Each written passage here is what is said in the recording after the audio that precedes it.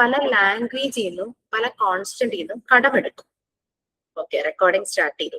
ആ കടമെടുത്ത വാക്കുകൾക്കാണ് Montessori terms എന്ന് പറഞ്ഞ് നമ്മൾ ലാസ്റ്റ് യൂണിറ്റിൽ പഠിക്കുന്നത്. അപ്പൊ ഈ വാക്കുകളൊക്കെ ശരിക്കും ഫിസിക്സ്, ബയോളജി, കെമിസ്ട്രി അങ്ങനെയൊക്കെയുള്ള സബ്ജക്റ്റിന്റെ പല കോൺടെസ്റ്റിൽ നിന്നും ഇവർ കടമെടുത്തതാണ്. അതുകൊണ്ടാണ് നമുക്കിത് പെട്ടെന്ന് കൺസ്യൂം ചെയ്യാൻ നമുക്ക് ദഹിക്കാത്തത്, നമുക്കിത് മനസ്സിലാകാൻ ഇത്തിരി ബുദ്ധിമുട്ട്. ആ ടോപ്പിക് വായിച്ചു കഴിഞ്ഞു കഴിഞ്ഞാൽ പക്ഷെ അത് എന്താണ് അവർ ഉദ്ദേശിക്കുന്നതെന്ന് മനസ്സിലാക്കി കഴിഞ്ഞു കഴിഞ്ഞാൽ അത് പിടികിട്ടും. അതിനിപ്പോ ലാസ്റ്റ് പറയാം. റെക്കോർഡിംഗ് സ്റ്റാർട്ട് ചെയ്തിരുന്നു. അപ്പൊ നമ്മൾ ഫസ്റ്റ് യൂണിറ്റിനെ പറ്റി ആദ്യം പറഞ്ഞത് health and hygiene, mental health and hygiene, PFA, ഇതിലൊക്കെ വരുന്ന കുറച്ച് കാര്യങ്ങളായിരുന്നു. ഹെൽത്ത് ആൻഡ് ഹൈജീനിൽ നമ്മൾ ഹെൽത്ത് എഡ്യൂക്കേഷന്റെ ഇമ്പോർട്ടൻസും കാര്യങ്ങളും, സ്കൂളിൽ ഹെൽത്ത് എഡ്യൂക്കേഷന് വേണ്ടുന്ന പ്രൊവൈഡ് ചെയ്യേണ്ട കാര്യങ്ങളെല്ലാം മനസ്സിലാക്കണം.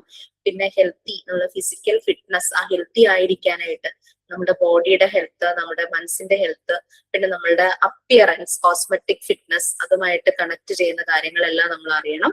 പിന്നെ എന്താ പറയാ, അരിസ്റ്റോട്ടലിന്റെ ഒരു മാക്സിം, അതിന്റെ ഇമ്പോർട്ടൻസ് ഒന്ന് മനസ്സിലാക്കുക. പിന്നെ മെന്റൽ ഹെൽത്ത് ആൻഡ് ഹൈജീനിലേക്ക് വരുമ്പോൾ മെന്റൽ ഹെൽത്ത് അച്ചീവ് ചെയ്യാനുള്ള മാർഗം മെന്റൽ ഹൈജീൻ ആണ്. അതായത് മാർഗം, മീൻസ് ആൻഡ് മെഷേഴ്സ് ആണ് മെന്റൽ ഹൈജീൻ പ്രൊവൈഡ് ചെയ്യുന്നത്. പിന്നെ മെന്റലി റിട്ടാർഡ് ആയിട്ടുള്ള കുട്ടികൾക്ക് എന്തെല്ലാം പ്രൊവൈഡ് ചെയ്യണം. പിന്നെ അതുപോലെ തന്നെ മെന്റൽ ഹെൽത്തിന്റെ 2 ഫേസസ്, ഇൻഡിവിജ്വലും നമ്മൾ ഗ്രൂപ്പും, അങ്ങനെ ഗ്രൂപ്പ് ലെവലിലും നോക്കണം എന്നുള്ള കാര്യങ്ങളെല്ലാം പറഞ്ഞു. പിന്നെ PFA ആണ് പറഞ്ഞത്. PFA പ്രൊവൈഡ് ചെയ്യുന്ന വ്യക്തിക്ക് ഉണ്ടായിരിക്കേണ്ട ഗുണങ്ങൾ, ക്വാളിറ്റീസ്, അത് നമ്മൾ പറഞ്ഞു. പേഷ്യൻസ് ഉണ്ടാകണം, കാം ആയിരിക്കണം ആള്, ജഡ്ജ് ചെയ്യരുത്, എമ്പതി ഉള്ള മനുഷ്യനായിരിക്കണം, അങ്ങനെയെല്ലാം നമ്മൾ പറഞ്ഞിട്ടുണ്ടായിരുന്നു. ഇനി ഇത്രയുമാണ് ഒരു ഫസ്റ്റ് യൂണിറ്റില്. പിന്നെ നിങ്ങൾ ഡിസീസിന്റെ കാര്യങ്ങളൊക്കെ ഒന്ന് നോക്കുക. ഓരോ ഡിസീസിന്റെയും സിംറ്റംസും അല്ലെങ്കിൽ അത് ഉണ്ടാകാനുള്ള കാരണങ്ങൾ, അതിന് ഉപയോഗിക്കാവുന്ന വാക്സിനേഷൻ, അങ്ങനെയുള്ള കാര്യങ്ങൾ. ടീച്ചേഴ്സ് ചിലപ്പോൾ ഏത് ഏജിൽ ഏത് വാക്സിനേഷൻ ആണ്, അപ്പൊ അതൊക്കെ നമ്മളുടെ കയ്യിൽ കറക്റ്റ് അപ്ഡേറ്റഡ് ആയിട്ടുള്ള ഇമ്മ്യൂണൈസേഷൻ ടേബിൾ ഉണ്ടെങ്കിൽ അത് ഹെൽപ്ഫുൾ ആയിരിക്കും. ഇനി പാർട്ട് 2, രണ്ടാമത്തെ സബ്ജക്റ്റിലേക്ക് വരുമ്പോൾ ഞാൻ കോഗ്നിറ്റീവ് ഡെവലപ്മെന്റ് ഒന്ന് പറയാമെന്ന് വിചാരിച്ചിട്ടായിരുന്നു.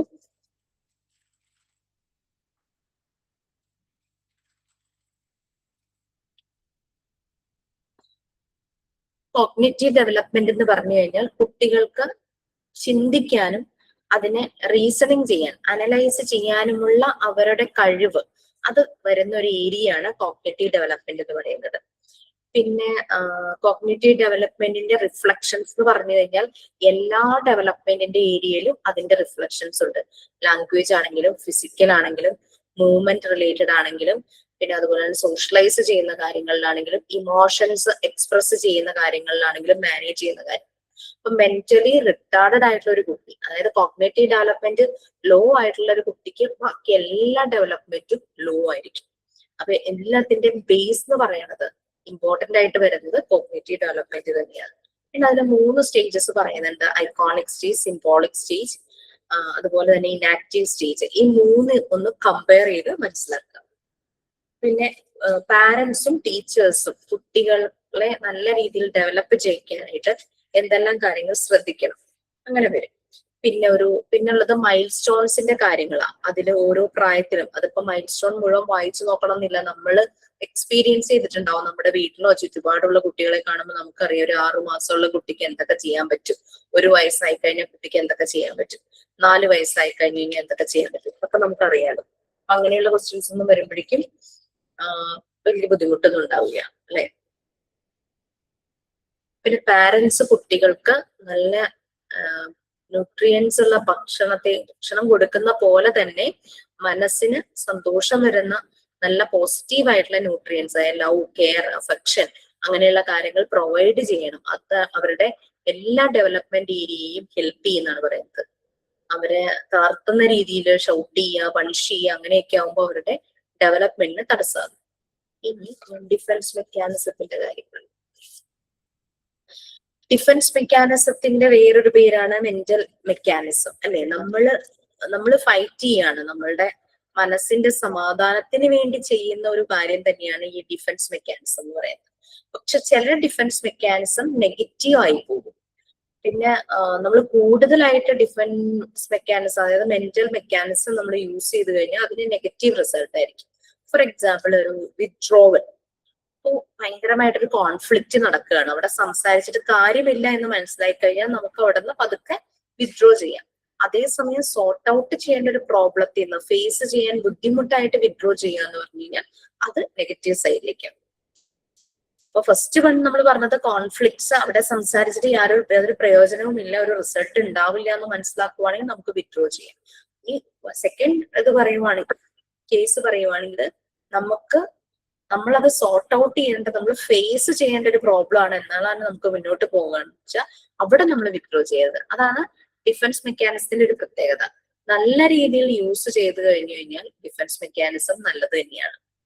അതില് ഒട്ടും നല്ലതല്ലാത്ത ഇങ്ങനെ ഡിഫൻസ് മെക്കാനിസം ആണ് സിമ്പതിസും നെഗറ്റീവിസും. സിമ്പതിസം എന്ന് പറഞ്ഞു കഴിഞ്ഞാൽ അറ്റൻഷൻ സീക്കിംഗ് ആണ്, മറ്റുള്ളവരുടെ സിമ്പതി പിടിച്ചു പറ്റി അങ്ങനെ നമ്മളെ കൂടുതൽ കെയർ ചെയ്യിക്കുക, അറ്റൻഷൻ ചെയ്യിക്കുക, ആ ഒരു രീതി.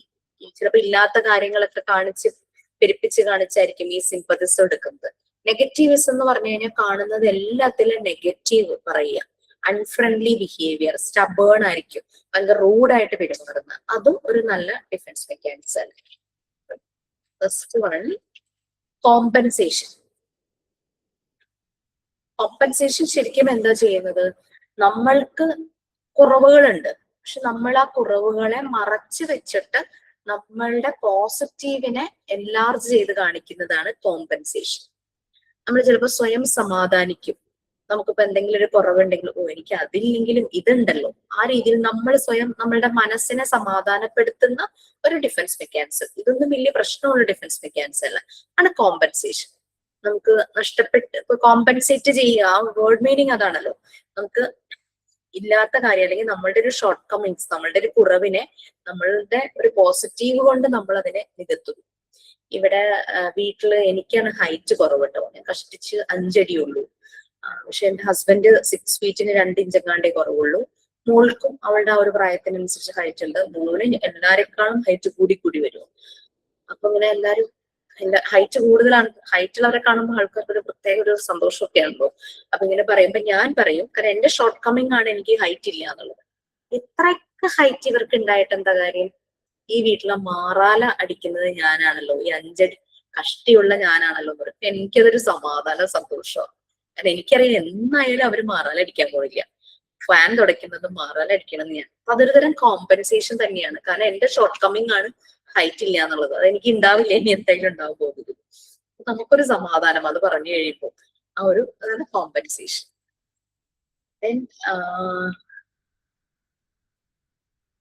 റാഷണലൈസേഷൻ. റാഷണലൈസേഷൻ എന്ന് പറഞ്ഞു കഴിഞ്ഞാല് നമുക്ക് ആക്സെപ്റ്റ് ചെയ്യാൻ പറ്റാത്ത ഒരു കാര്യം സംഭവിക്കുമ്പോൾ നമ്മൾ അതിനൊരു ലോജിക്കലി ഒരു റീസൺ കണ്ടുപിടിക്കുക, വൈ ഇറ്റ് ഹാസ് ഹാപ്പൻഡ്. അത് നമുക്ക് ആ ഒരു കാര്യവുമായിട്ട് കോപ്പപ്പ് ചെയ്യാൻ പറ്റാതെ വരുമ്പോൾ നമ്മൾ അതിന്റെ ഒരു ലോജിക്കൽ റീസൺ കണ്ടുപിടിക്കും. ഫോർ എക്സാമ്പിൾ, നിങ്ങൾ വളരെ പ്രിപ്പയർ ചെയ്തൊരു പരീക്ഷ എഴുതാൻ പോയി, ഭയങ്കര ടഫായിരുന്നു എക്സാം. വീട്ടിൽ തിരിച്ചെത്തുമ്പോൾ അമ്മ ചോദിക്കുക, അല്ലെങ്കിൽ വീട്ടിലുള്ളവര് ചോദിക്കുകയാണ് എക്സാം എങ്ങനെ ഉണ്ടായിരുന്നു എന്ന് ചോദിക്കുമ്പോൾ ടഫായിരുന്നു എന്ന് പറയുന്നതിന്റെ ഒപ്പം തന്നെ നമ്മൾ എന്താ പറയുക, എല്ലാവർക്കും ടഫായിരുന്നു അങ്ങനെ നമ്മൾ പറയില്ലേ. അപ്പൊ എനിക്ക് മാത്രമല്ല എല്ലാവർക്കും ടഫായിരുന്നു. അപ്പൊ ആ ഒരു രീതിയിൽ നമ്മൾ റാഷണലൈസ് ചെയ്യുവാണ് അതിനെ. അപ്പൊ ശരിക്കും നമുക്കൊരു സമാധാനം, എനിക്ക് മാത്രമല്ലല്ലോ ബുദ്ധിമുട്ടായിരുന്നത്, ആ ഒരു രീതിയിൽ അതിനെയാണ് റാഷണലൈസേഷൻ. അപ്പൊ അങ്ങനെ അത് നമ്മൾ ജസ്റ്റിഫൈ ചില സമയത്ത് ന്യായീകരിക്കും. എനിക്ക് മാത്രമല്ലല്ലോ, എല്ലാവർക്കും അങ്ങനെ തന്നെയല്ലേ, അടുത്ത വീട്ടിലെ കൊച്ചിനെ അവള് നല്ലപോലെ പഠിക്കുന്നത് പക്ഷെ അവൾക്കും ടഫായിരുന്നു. സോ നമ്മൾ ജസ്റ്റിഫൈ ചെയ്യാനായിട്ട് ശ്രമിക്കും, ഒരു ലോജിക്കൽ റീസൺ കണ്ടുപിടിച്ചിട്ട് നമ്മൾ ജസ്റ്റിഫൈ ചെയ്യുന്നു എന്തെങ്കിലും ഒരു പ്രശ്നം സംഭവിച്ചു കഴിഞ്ഞാൽ. അതാണ് റാഷണലൈസേഷൻ എന്ന് പറയുന്നത്. അപ്പൊ നമുക്കങ്ങ് സമാധാനം, നമ്മൾ ഡിഫൻസ് മെക്കാനിസം യൂസ് ചെയ്യണമെങ്കിൽ നമ്മുടെ മനസ്സിനെ സമാധാനപ്പെടുത്താനാണ്. അപ്പൊ നമുക്കൊരു സമാധാനം കിട്ടുക.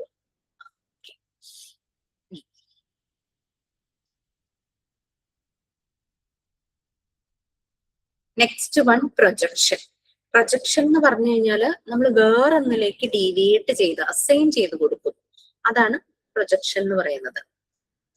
നമ്മൾക്ക് എന്തെങ്കിലും ഡെഫിഷ്യൻസി ഉണ്ട് അങ്ങനത്തെ കാര്യങ്ങളൊക്കെ വരുവാണെങ്കിൽ,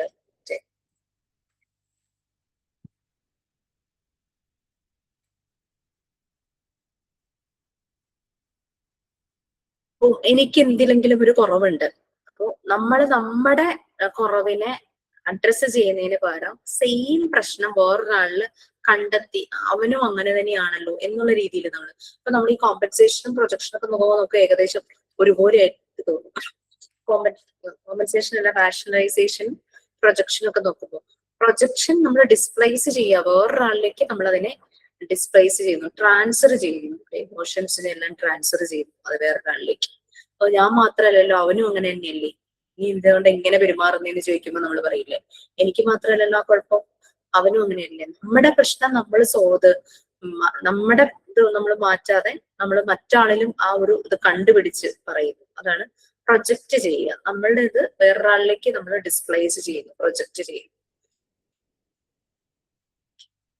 സ്പെഷ്യൽ ഫോം ഓഫ് പ്രൊജക്ഷൻ ആണ് ഡിസ്പ്ലേസ്മെന്റ് അല്ലെങ്കിൽ ട്രാൻസ്ഫറൻസ് എന്ന് പറയുന്നത്.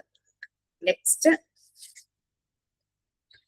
ഐഡന്റിഫിക്കേഷൻ. ഐഡന്റിഫിക്കേഷൻ എന്ന് പറഞ്ഞു കഴിഞ്ഞാൽ ചില കാര്യങ്ങൾ നമ്മൾ ഓർമ്മിച്ചെടുക്കുന്നത്, ആരെങ്കിലും കുറിച്ചോ എന്തെങ്കിലും കാര്യങ്ങളെ കുറിച്ച് ഓർമ്മിച്ചെടുക്കുന്നത്, അത് ഐഡന്റിഫിക്കേഷൻ ആണ്. അത് ഗ്രൂപ്പ് അല്ലെങ്കിൽ ഓർഗനൈസേഷൻ, ഇതൊരു അഡ്ജസ്റ്റ്മെന്റ് മെക്കാനിസം ആണ്. അതായത് ഇപ്പൊ നമ്മളിപ്പോ ഗ്രൂപ്പായിട്ട് ഒരു ആക്ടിവിറ്റി ചെയ്യുമ്പോൾ നമുക്ക് എന്തെങ്കിലും കുറവുണ്ടെങ്കിൽ തന്നെ നമ്മൾ ഹോൾ ഗ്രൂപ്പ് ടീം മുന്നിലേക്ക് വരുന്നു. അല്ലെങ്കിൽ നമ്മളുടെ ഓഫീസ് ഓർഗനൈസേഷൻ എന്തെങ്കിലും കാര്യങ്ങളിൽ മുന്നിലേക്ക് വരുന്നു, അതിൽ നമ്മൾ സാറ്റിസ്ഫൈഡ് ആകുന്നു. ഒരു കോമ്പറ്റീഷൻ എന്തെങ്കിലും നടത്തി പേഴ്സണലി നമ്മൾക്ക് അതിനകത്തൊന്നും അച്ചീവ് ചെയ്യാൻ പറ്റിയില്ല, പക്ഷെ നമ്മുടെ ടീം അതിൽ വിജയം കൊണ്ടു. സോ നമ്മൾ സാറ്റിസ്ഫൈഡ് ആവുകയാണ്, ഞങ്ങളുടെ ടീം ജയിച്ചല്ലോ എന്നുള്ള രീതിയിൽ. അതാണ് ഐഡന്റിഫിക്കേഷൻ വരുന്നത്. ആ രീതിയിലുള്ളൊരു അഡ്ജസ്റ്റ്മെന്റ് മെക്കാനിസം ആണ്. സക്സസ് ഓഫ് അതർ പീപ്പിൾ, അതിൽ നമ്മൾ സാറ്റിസ്ഫൈഡ് ആവും. ഇത് പറയുവാണെങ്കിൽ പാരന്റ്സ് അവർക്ക് നേടാൻ പറ്റാത്തത് കുട്ടികൾ നേടിക്കഴിയുമ്പോൾ അവർ സാറ്റിസ്ഫൈഡ് ആകില്ലേ, അതുപോലെ പിന്നെ നമ്മളുടെ ഫ്രണ്ട്സിന് ആർക്കെങ്കിലും നല്ലൊരു അച്ചീവ്മെന്റ് കിട്ടുമ്പോൾ നമ്മൾ സാറ്റിസ്ഫൈഡ് ആകുന്നത്, ദാറ്റ് ഈസ് ഐഡന്റിഫിക്കേഷൻ. അപ്പൊ അവരുടെ ആ ഒരു അച്ചീവ്മെന്റ് അത് ഓർത്തെടുത്തും ഒക്കെ നമ്മൾ സന്തോഷിക്കുന്ന ഒരു രീതിയാണ്. സബ്സ്റ്റിറ്റ്യൂഷനും ഏകദേശം അതുപോലെ തന്നെയാണ്. അതൊരു അഡ്ജസ്റ്റ്മെന്റ് മെക്കാനിസം ആണ്. നമ്മൾക്കൊരു ഗോള് സെറ്റ് ചെയ്ത് വെച്ചു, നമുക്കത് അച്ചീവ് ചെയ്യാൻ പറ്റിയില്ല, പക്ഷെ വേറൊരാളിലേക്ക് നമ്മൾ അത് അസൈൻ ചെയ്ത് അയാൾ അത് അച്ചീവ് ചെയ്യുമ്പോൾ, ഇപ്പൊ ഡോക്ടർ ആകണം എന്ന് ആഗ്രഹിച്ചു, പറ്റിയില്ല, മകൻ ഡോക്ടർ ആകുമ്പോഴേക്കും ഭയങ്കര ഹാപ്പി ആകുന്നത്. അല്ലെങ്കിൽ എന്തെങ്കിലും കോഴ്സ് പഠിക്കണം എന്ന് ആഗ്രഹിച്ചു, കോഴ്സ് പഠിക്കാൻ പറ്റിയില്ല പല കാരണങ്ങൾ കൊണ്ടും, മകൾ ആ കോഴ്സ് ചെയ്തപ്പോൾ മകളെ ആ കോഴ്സിൽ ചേർത്തപ്പോൾ കിട്ടുന്നൊരു സബ്സ്റ്റിറ്റ്യൂട്ട് ചെയ്യുകയാണ്, വേറൊരാളിലേക്ക് എക്സ്ചേഞ്ച് ചെയ്യുവാണ് ആ original goals or desires. Parents ഒക്കെ എപ്പോഴും പറയുമല്ലോ, എനിക്ക് ചെയ്യാൻ പറ്റാത്തത് അവൻ ചെയ്യട്ടെ അല്ലെങ്കിൽ അവള് ചെയ്യട്ടെ എന്നുള്ള രീതിയിൽ പറയാറില്ലേ. സബ്ലിമേഷൻ എന്ന് പറയുന്നത് സബ്സ്റ്റിറ്റ്യൂഷന്റെ ഒരു ഫോം തന്നെയാണ്. അത് ഇതിനകത്ത് എന്താന്ന് വെച്ചാല് പലപ്പോഴും സൊസൈറ്റിക്ക് ആക്സെപ്റ്റബിൾ ആയിട്ടുള്ള അതായത് സൊസൈറ്റിക്ക് ഉൾക്കൊള്ളാൻ പറ്റാത്ത പല കാര്യങ്ങളും സോഷ്യലി ആക്സെപ്റ്റബിൾ ആയിട്ടുള്ള ചാനൽസിലൂടെ നടത്തുന്നതാണ് സബ്ലിമേഷൻ. ഒരു എക്സാമ്പിൾ പറഞ്ഞു കഴിഞ്ഞാൽ മാരേജ്. ഇപ്പൊ ലിവിങ് ടുഗദർ എന്നൊക്കെ പറഞ്ഞ ആൾക്കാരെ ചെയ്യാറുണ്ടല്ലേ, അതങ്ങനെ നമ്മുടെ ഒരു സൊസൈറ്റിയിൽ അത്ര ആക്സെപ്റ്റ് ചെയ്യുന്ന കാര്യമില്ല. ഇപ്പൊ രണ്ട് ഫാമിലി തമ്മിൽ തീരുമാനിച്ച് മാരേജ് നടത്തുമ്പോൾ, അതായത് ഒരു സെക്ഷൽ റിലേഷൻഷിപ്പ് എന്ന് പറഞ്ഞു കഴിഞ്ഞാൽ സോഷ്യലി ആക്സെപ്റ്റബിൾ ആയിട്ടുള്ള ചാനൽ എന്ന് പറയുന്നത് മാരേജ് ആണ്. എക്സാമ്പിൾ സബ്ലിമേഷൻ പെട്ടെന്ന് മനസ്സിലാവാൻ പറ്റുന്ന ഒരു എക്സാമ്പിൾ അതാണ്. സോഷ്യലി ആക്സെപ്റ്റബിൾ അല്ലാത്തൊരു കാര്യത്തിന് സോഷ്യലി ആക്സെപ്റ്റബിൾ ആയിട്ടുള്ള ഒരു ചാനലിലൂടെ ചെയ്യുന്നതാണ് സബ്ലിമേഷൻ എന്ന് പറയുന്നത്. രണ്ടുപേരും സ്നേഹത്തിലാണ്, ഒരുമിച്ച് ജീവിക്കണം, പല പല പ്രശ്നങ്ങൾ, അവർ രണ്ടുപേരും പോയി കല്യാണം കഴിക്കും. സോ അത് സോഷ്യലി ആക്സെപ്റ്റബിൾ ആയിട്ടുള്ള ഒരു കാര്യമായി മാറി. അപ്പൊ അവർക്കെതിരെ കേസ് കൊടുക്കാനോ പാരന്റ്സിന് താല്പര്യമില്ലാത്ത കാര്യമാണെങ്കിൽ കൂടിയും അവരെ ഒന്നും ചെയ്യാൻ പറ്റാതെ വരും, കാരണം നിയമം അവരുടെ കൂടെ വന്നു. അപ്പൊ അതൊക്കെ സോഷ്യലി ആക്സെപ്റ്റബിൾ ആയിട്ടുള്ള ഒരു ചാനലിലേക്ക് മാറി. അതാണ് സബ്ലിമേഷൻ. Next repression. റിപ്രഷൻ എന്ന് പറയുന്നത് ഒരു ക്ലാസിക്കൽ ഡിഫൻസ് മെക്കാനിസം ആണ്. റിപ്രഷൻ എന്ന് പറയുന്നത് ഈ ഡിഫൻസ് മെക്കാനിസം എല്ലാം അതിനെക്കുറിച്ചെല്ലാം ഡീറ്റെയിൽ ആയിട്ട് സ്റ്റഡി ചെയ്ത് അനലൈസ് ചെയ്ത് പറഞ്ഞത് സിഗ്മണ്ട് ഫ്രോയിഡ് ആണ്. അദ്ദേഹം ഒരു സൈക്കോ അനാലിസ്റ്റ് ആണ്. അദ്ദേഹത്തിന്റെ മകള് അന്ന ഫ്രോയിഡിന്റെയും ഒബ്സർവേഷൻസ് ഉണ്ട്. നമ്മളെ ആവശ്യമില്ലാത്ത കാര്യങ്ങൾ നമ്മുടെ മെമ്മറിയിലേക്ക് വരാതിരിക്കാനുള്ള ഒരു ഡിഫൻസ് മെക്കാനിസം ആണ് റിപ്രഷൻ എന്ന് പറയുന്നത്. ട്രീറ്റ്മെന്റിലൊക്കെ യൂസ് ചെയ്യും. കാരണം പലപ്പോഴും ആളുകൾ ഡൗൺ ആവുമ്പോൾ എന്തെങ്കിലും ഷോക്കിംഗ് ഇൻസിഡന്റോ എന്തെങ്കിലും അവർക്ക് മറക്കാൻ പറ്റാത്ത കാര്യങ്ങളൊക്കെ ആലോചിച്ച് അവർ ഭയങ്കര ഡിപ്രസ്ഡ് ആകുമ്പോൾ അവരെ പല തെറാപ്പിയിലൂടെ, അതായത് ഈ ഒരു റിപ്രഷൻ എന്നുള്ള ഡിഫൻസ് മെക്കാനിസം ആണ് യൂസ് ചെയ്യുന്നത്. കാരണം നമ്മൾക്ക് ആവശ്യമില്ലാത്ത കാര്യങ്ങൾ ഓർമ്മയിലേക്ക് വരാതിരിക്കാനുള്ള ഒരു ഡിഫൻസ് മെക്കാനിസം. അതുകൊണ്ടാണ് ഫ്രോയിഡ് പറഞ്ഞത് ഇതൊരു ക്ലാസിക്കൽ ഡിഫൻസ് മെക്കാനിസം ആണ്. പിന്നെ റിഗ്രഷനുമായിട്ട് ചേർത്ത് നമുക്ക് വെക്കാവുന്നത് ചൈൽഡിഷ് ആയിട്ടുള്ള കാര്യം, ഇമ്മച്യൂർ ആയിട്ട് നമ്മൾ ചെയ്യുന്ന കാര്യം, അതാണ് റിഗ്രഷൻ എന്നുള്ള ഡിഫൻസ് മെക്കാനിസം. അതായത് നമുക്ക് എന്തെങ്കിലും ഒരു പ്രശ്നം വന്നു കഴിഞ്ഞാൽ നമ്മളൊരു കുട്ടികളെ പോലെ പെരുമാറുന്നു, അവിടെ ഇമ്മച്യൂർ ആയിട്ടുള്ള കാര്യങ്ങൾ കാണിക്കുന്നു. ഇതാണ് റിഗ്രഷൻ എന്നുള്ള ഡിഫൻസ് മെക്കാനിസത്തിന്റെ ഒരു ഫീച്ചർ ആയിട്ട് പറയുന്നത്. നമുക്ക് എന്തെങ്കിലും ഒരു ടെൻഷനോ എന്തെങ്കിലുമൊക്കെ വരുമ്പോൾ നമ്മൾ അതിനൊരു ഇമ്മച്യൂർ രീതിയിൽ കാണുന്നു, ഒരു ചൈൽഡിഷ് ലെവലിൽ. കാരണം അതിന്റെ ആ ഒരു പെയിൻ, ബുദ്ധിമുട്ട് അവോയ്ഡ് ചെയ്യാൻ വേണ്ടിയിട്ടാണ് ഇങ്ങനെ ചെയ്യുന്നത്. ചിലര് ഇപ്പോ കുട്ടികളെ പോലെ കരയും, അങ്ങനെ ചെയ്യുന്നവരുണ്ടാകും. കുട്ടികളൊക്കെ ആണെങ്കിൽ ചെയ്യുന്നത് ബെഡ് വെറ്റിംഗ്, തം സക്കിങ്, പിന്നെ വിരല് കുടിക്കുക, അങ്ങനെ എന്തെങ്കിലുമൊക്കെ ഒരു ടെൻഷൻ വരുമ്പോഴേക്കും അവരുടെ ഒരു ഡിഫൻസ് മെക്കാനിസം ആണ് വിരലിങ്ങനെ കുടിക്കണതും ബെഡ് വെച്ചാവുന്നതും അങ്ങനത്തെ കാര്യങ്ങളൊക്കെ. ചില ആളുകള് പിന്നെ കൊച്ചുകുട്ടികളെ പോലെ കരയുന്നത് ഈ ഒരു ഡിഫൻസ് മെക്കാനിസത്തിന്റെ ഭാഗമായിട്ടാണ്. അതായത് ചൈൽഡിഷ് ഇമെച്യൂർ വേയില് നമ്മൾ ആക്ട് ചെയ്യുന്നതാണ് റിഗ്രഷൻ എന്നുള്ള ഡിഫൻസ് മെക്കാനിസം. നെഗറ്റീവിസം എന്ന് പറഞ്ഞു കഴിഞ്ഞാൽ എല്ലാ കാര്യങ്ങളിലും നെഗറ്റീവ് പറയുന്ന ആളുകൾ അവരൊരു ടഫ് പ്രോബ്ലമാറ്റിക് ആയിട്ടുള്ള ആൾക്കാരായിരിക്കും. ബാഫ്ലിംഗ് സിറ്റുവേഷൻ എന്ന് പറഞ്ഞു കഴിഞ്ഞാൽ ഡിഫിക്കൽട്ട് സിറ്റുവേഷൻ, അതിനോട് അവർ വളരെ നെഗറ്റീവായിട്ട് റിയാക്ട് ചെയ്യും. അവരെന്ത് കാര്യത്തിനും നെഗറ്റീവ് പറയുന്നു, അതാണ് നെഗറ്റീവിസം. എന്തിനും അവർ തടസ്സം പറയുന്ന ഒരു ഡിഫൻസ് മെക്കാനിസം ആണ്. കോൺട്രഡിക്റ്റ് ചെയ്യും. പിന്നെ വളരെ സ്ട്രോങ് മൈൻഡും റിബലും ആയിട്ടുള്ള ആൾക്കാരൊക്കെ ആയിരിക്കും. പിന്നെ ഒന്ന് പറഞ്ഞാലും അവർ യെസ് പറയില്ല. മീൻസ് അവർക്ക് ഒന്നിനോടും ഒരു ഡിസൊബീഡിയൻസ്, ഒരു അനുസരണ ഇല്ലാത്ത പോലെ, എപ്പോഴും ബാഡ് ടെമ്പർ, പിന്നെ ഇൻസൾട്ടിങ് ബിഹേവിയർ ആയിരിക്കും ഈ നെഗറ്റീവിസം സ്ഥിരമായിട്ട് ഡിഫൻസ് മെക്കാനിസം കാണിക്കുന്നവര്. പിന്നെ സിമ്പത്തിസം ഓൾറെഡി പറഞ്ഞു. കാരണം അവരങ്ങ് സാറ്റിസ്ഫൈഡ് ആകുന്നത് മറ്റുള്ളവരുടെ അറ്റൻഷനും കെയറും അവർക്ക് കിട്ടാൻ വേണ്ടിയിട്ട് മാക്സിമം അവർ ഓരോ രീതികൾ കാണിക്കും. ആ ഡിഫൻസ് മെക്കാനിസം ആണ് സിമ്പത്തിസം. അത് പലപ്പോഴും ഡിഫിക്കൽട്ട്, അതായത് ഇപ്പോ എന്തെങ്കിലും കാര്യങ്ങൾ ചെയ്യണം, വേറൊരാളെ കൊണ്ട് ചെയ്യിപ്പിക്കാൻ വേണ്ടിയിട്ട് അവർക്ക് സിമ്പതി പിടിച്ചു പറ്റുക, അങ്ങനെയൊക്കെ ഡിഫിക്കൽട്ട് ആയിട്ടുള്ള കാര്യങ്ങൾ ചിലർക്ക് ഉണ്ടല്ലോ. എനിക്ക് ഇത് ഓർമ്മ വന്നു, ഞാൻ കോളേജിൽ പഠിക്കുന്ന സമയത്ത്, ഹോസ്റ്റലിലായിരുന്ന സമയത്ത് എൻ്റെ ഒരു ഡേ സ്കോളർ ഒരു ഫ്രണ്ട് ഉണ്ട്. എക്സാമിന്റെ അന്ന് രാവിലെ ഓടി കതിച്ച് ഹോസ്പിറ്റലിലേക്ക് എത്തും. 10 മണിക്ക് എക്സാം, 8 മണിയാകുമ്പോൾ ആൾ ഓടി വന്നിട്ട് അയ്യോ ഞാൻ പഠിച്ചിട്ടില്ല എന്ന് പറഞ്ഞു വരും. അപ്പൊ നമ്മൾ എന്ത് ചെയ്യും, നമ്മള് ചിലപ്പോ ഇങ്ങനെ ഷെഡ്യൂൾ ചെയ്യുമല്ലോ, മോർണിംഗ് ഈ പോർഷൻസ് നോക്കണം, അതങ്ങ് മാറ്റി വെച്ചിട്ട് കക്ഷി ഒന്നും പഠിച്ചിട്ടില്ലല്ലോ പാവെന്ന് വിചാരിച്ച് നമ്മൾ പഠിപ്പിച്ച് അപ്പൊ നമ്മള് നോക്കാൻ വിചാരിച്ചൊന്നും നമ്മൾക്ക് നടക്കില്ല. അത് കഴിയുമ്പോ റിസൾട്ട് വരുമ്പോ നമ്മളൊന്ന് കഷ്ടി ഒരു 60% എത്തിയിട്ടുണ്ടാവും, കക്ഷി 80% എബോ മാർക്ക് വാങ്ങിച്ചിട്ടുണ്ട്. അവിടെ ഒരു ശരിക്കും സിമ്പതിസ് ആണ് നടന്നത്. കാരണം ഒന്നും പഠിച്ചിട്ടില്ല എന്ന് പറയുമ്പോൾ നമ്മൾ അയ്യോ ഒന്നും പഠിച്ചിട്ടില്ലല്ലോ, നമ്മൾ പഠിച്ചിട്ടുണ്ടല്ലോ, അത്യാവശ്യം വേണ്ടത്, പഠിക്കാത്ത ആളെ പഠിപ്പിക്കാനായിട്ട് നമ്മൾ അങ്ങ് ഇരുന്നു. അതൊക്കെ സിമ്പതിസത്തിന്റെ ഒരു ഭാഗം. വിഡ്രോവൽ എന്ന് പറഞ്ഞു കഴിഞ്ഞാൽ ഏറ്റവും ഹെൽപ്ഫുൾ ആയിട്ടുള്ള ഒരു ഡിഫൻസ് മെക്കാനിസം ആണ്. നമ്മൾ റൈറ്റ് വേയില് ശരിയായ രീതിയിൽ യൂസ് ചെയ്ത ഇതിലും നല്ല ഡിഫൻസ് മെക്കാനിസം വേറൊന്നില്ല. പ്രത്യേകിച്ചും ആളുകള് തർക്കങ്ങള്, വഴക്കുകൾ നടക്കുമ്പോൾ ആവശ്യമില്ലാത്തതാണെങ്കിൽ അവിടെ നിന്ന് ഒഴിഞ്ഞു മാറുന്നത് ഏറ്റവും നല്ലൊരു കാര്യം, നമുക്ക് സമാധാനം കിട്ടും. റൈറ്റ് വേയിൽ യൂസ് ചെയ്യുമ്പോൾ വിഡ്രോവൽ എന്ന് പറയുന്നത്. അതേസമയം നമ്മൾ ഫേസ് ചെയ്യേണ്ട പ്രോബ്ലംസ് ആണെങ്കിൽ അവിടെ നിന്ന് വിഡ്രോ ചെയ്യുക എന്ന് പറഞ്ഞു കഴിഞ്ഞാൽ അത് നമുക്ക് ആ ഒരു കറേജ് കുറവായതിന്റെ ഒരു വിഷയം. അപ്പൊ വിഡ്രോവല് റൈറ്റ് വേയിൽ യൂസ് ചെയ്താൽ ഏറ്റവും നല്ലൊരു ഡിഫൻസ് മെക്കാനിസം ആണ്. പിന്നെ ഫാന്റസി ഓർ ഡേ ഡ്രീമിങ്. ഈ ഫാന്റസി ഡേ ഡ്രീമിങ് അതും നല്ലൊരു ഡിഫൻസ് മെക്കാനിസം ആണ്. അതൊരു കൈൻഡ് ഓഫ് വിഡ്രോവൽ ആണ്. നല്ലൊരു കോമ്പറ്റീറ്റീവ് എക്സാം വരുന്നു, അത് പാസ്സായാൽ നമുക്ക് ജോലി ഉറപ്പാണ്. നമ്മൾ അതിനു വേണ്ടി പ്രിപ്പയർ ചെയ്തുകൊണ്ടിരിക്കുന്ന സമയത്ത് എനിക്ക് സിംലയിൽ ജോലി കിട്ടുവാണെങ്കിൽ, ഞാൻ തണുപ്പാണല്ലോ, അപ്പൊ ഞാൻ എന്തൊക്കെ ടൈപ്പ് ഡ്രസ്സ് വാങ്ങണം എന്നൊക്കെ പറഞ്ഞ് നമ്മൾ ഇങ്ങനെ ഡേ ഡ്രീമിങ് ചെയ്യും അല്ലേ. അപ്പൊ അങ്ങനെ ഡേ ഡ്രീം ചെയ്ത് നല്ല രസമായിരിക്കും അവിടുത്തെ കാഴ്ചകളൊക്കെ കാണാൻ എന്നൊക്കെ പറഞ്ഞ് നമ്മളിങ്ങനെ ഡേ ഡ്രീം ചെയ്യും. പക്ഷെ ഡേ ഡ്രീമിങ് പരീക്ഷ വരെ നീണ്ടുപോയാൽ നമുക്ക് എക്സാമിന് ഒന്നും ചെയ്യാൻ പറ്റില്ല, പഠിച്ചിട്ടില്ല. പക്ഷെ അതേസമയം എനിക്ക് അവിടെ തന്നെ പോസ്റ്റിംഗ് കിട്ടണം. അപ്പൊ ഞാൻ നല്ല പോലെ പഠിക്കണം. ഈ എക്സാമിന് ഞാൻ നല്ല പോലെ ചെയ്യണം എന്ന് വിചാരിച്ച് നമ്മൾ ഡേ ഡ്രീം ചെയ്യുവാണെങ്കിൽ അതിന് റിസൾട്ട് ഉണ്ടാകും.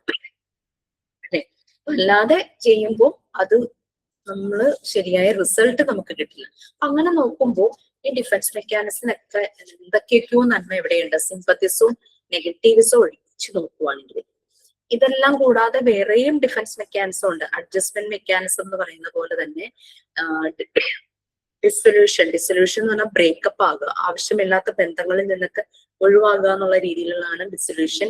പിന്നെ ഈഗോ സെൻട്രിസം എന്ന് പറഞ്ഞു കഴിഞ്ഞാൽ നമ്മളുടെ മാത്രം ഇൻട്രസ്റ്റ്, നമ്മുടെ മാത്രം വെൽഫെയർ, നമ്മളുടെ മാത്രം സെൽഫ് കൺസേൺ, സെൽഫ് ഇൻട്രസ്റ്റ്, ഇതെല്ലാം വരുന്നതാണ്. അത് അത്ര ഒരു സുഖമായിട്ടുള്ള ഒരു ഡിഫൻസ് മെക്കാനിസം ഒന്നുമില്ല.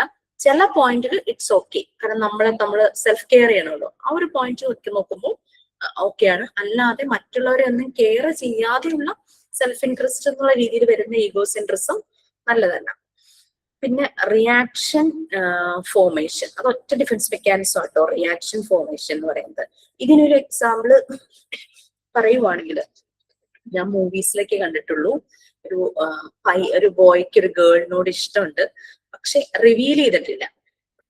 പക്ഷെ ഇഷ്ടമുണ്ടെങ്കിലും ആ ഇഷ്ടം മനസ്സിൽ നിറച്ചു വെച്ചിട്ട് ഇവൻ കാണിക്കുന്നത് മുഴുവനും ഒന്നുമില്ലെങ്കിൽ അവോയ്ഡ് ചെയ്യും, അല്ലെങ്കിൽ കളിയാക്കും. അങ്ങനെ ഉള്ളിൽ എന്താണോ ഉള്ളത് അതിന്റെ ഓപ്പോസിറ്റ് കാണിക്കുന്നു, ദേഷ്യപ്പെടും, അങ്ങനെയുള്ളത്. അതാണ് റിയാക്ഷൻ ഫോർമേഷൻ. ഫാബ്രിക്കേറ്റ് ചെയ്യുക, ഇല്ലാത്തൊരു കാര്യമാണ് ആള് പുറത്ത് എക്സ്പ്രസ് ചെയ്യുന്നത്. അതാണ് റിയാക്ഷൻ ഫോർമേഷൻ എന്ന് പറയുന്നത്. ഉള്ളിൽ നിറയെ ഇഷ്ടമായിരിക്കും, പക്ഷെ പുറത്ത് കാണിക്കുന്നത് ചിലപ്പം മൈൻഡ് ചെയ്യില്ല. അവളുടെ മുന്നിൽ വെച്ച് വേറെ പെൺകുട്ടികളോട് ഭയങ്കര കൂട്ടായിട്ട് സംസാരിക്കും, അവളോട് മൈൻഡ് ചെയ്യില്ല. അങ്ങനെയൊക്കെയുള്ള രീതികൾ കാണാറില്ലേ? അതാണ് റിയാക്ഷൻ ഫോർമേഷൻ എന്ന് പറയുന്നത്. അപ്പോ ഏകദേശം നിങ്ങൾക്ക് ഡിഫൻസ് മെക്കാനിസത്തിന്റെ ഒരു കൺസെപ്റ്റ് കിട്ടിയെന്ന് ഞാൻ വിചാരിക്കുന്നു. ഓക്കെയാണോ? ഈ വേർഡ് വെബിൽ ഒന്ന് നോക്കൂ കേട്ടോ, കുറെ നാളെ ചുമ. ഞാൻ പാർട്ട് 3യിലേക്ക് പോവുകയാണ്. പാർട്ട് 3യില് 3, 4, 7, 10 ഇത്രയും യൂണിറ്റ്സ് ആണ് ഞാൻ ഇപ്പൊ പറയുന്നത്.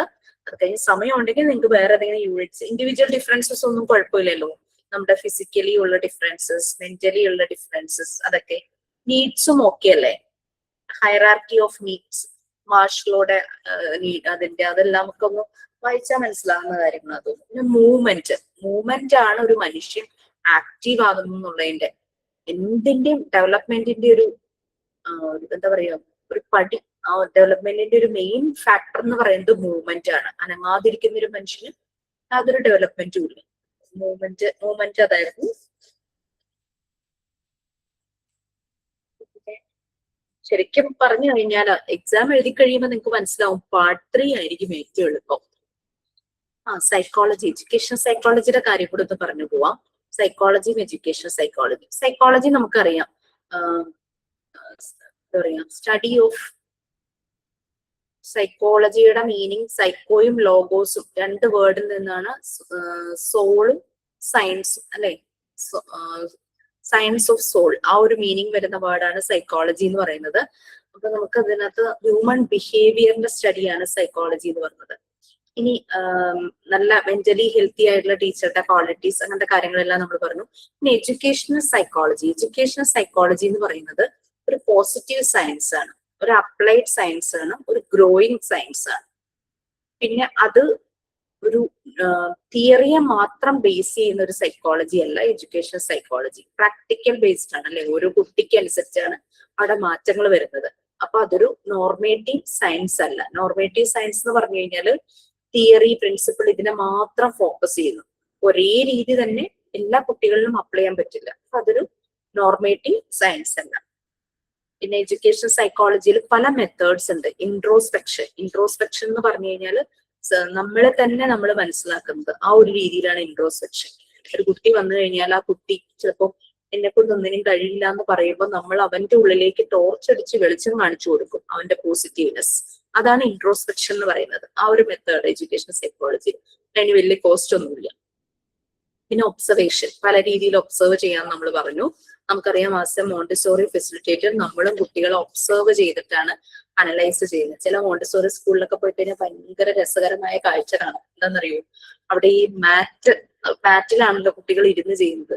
കുട്ടികളല്ലേ കുറെ കഴിയുമ്പോൾ അവർ കിടക്കാൻ തുടങ്ങും, ഇങ്ങനെ കമഴ്ന്ന് കിടന്നിട്ട് ഇങ്ങനെയൊക്കെ ഇരുന്നിട്ട് ഓരോ കാര്യങ്ങളൊക്കെ അവർ ചെയ്യുന്നതാണ്.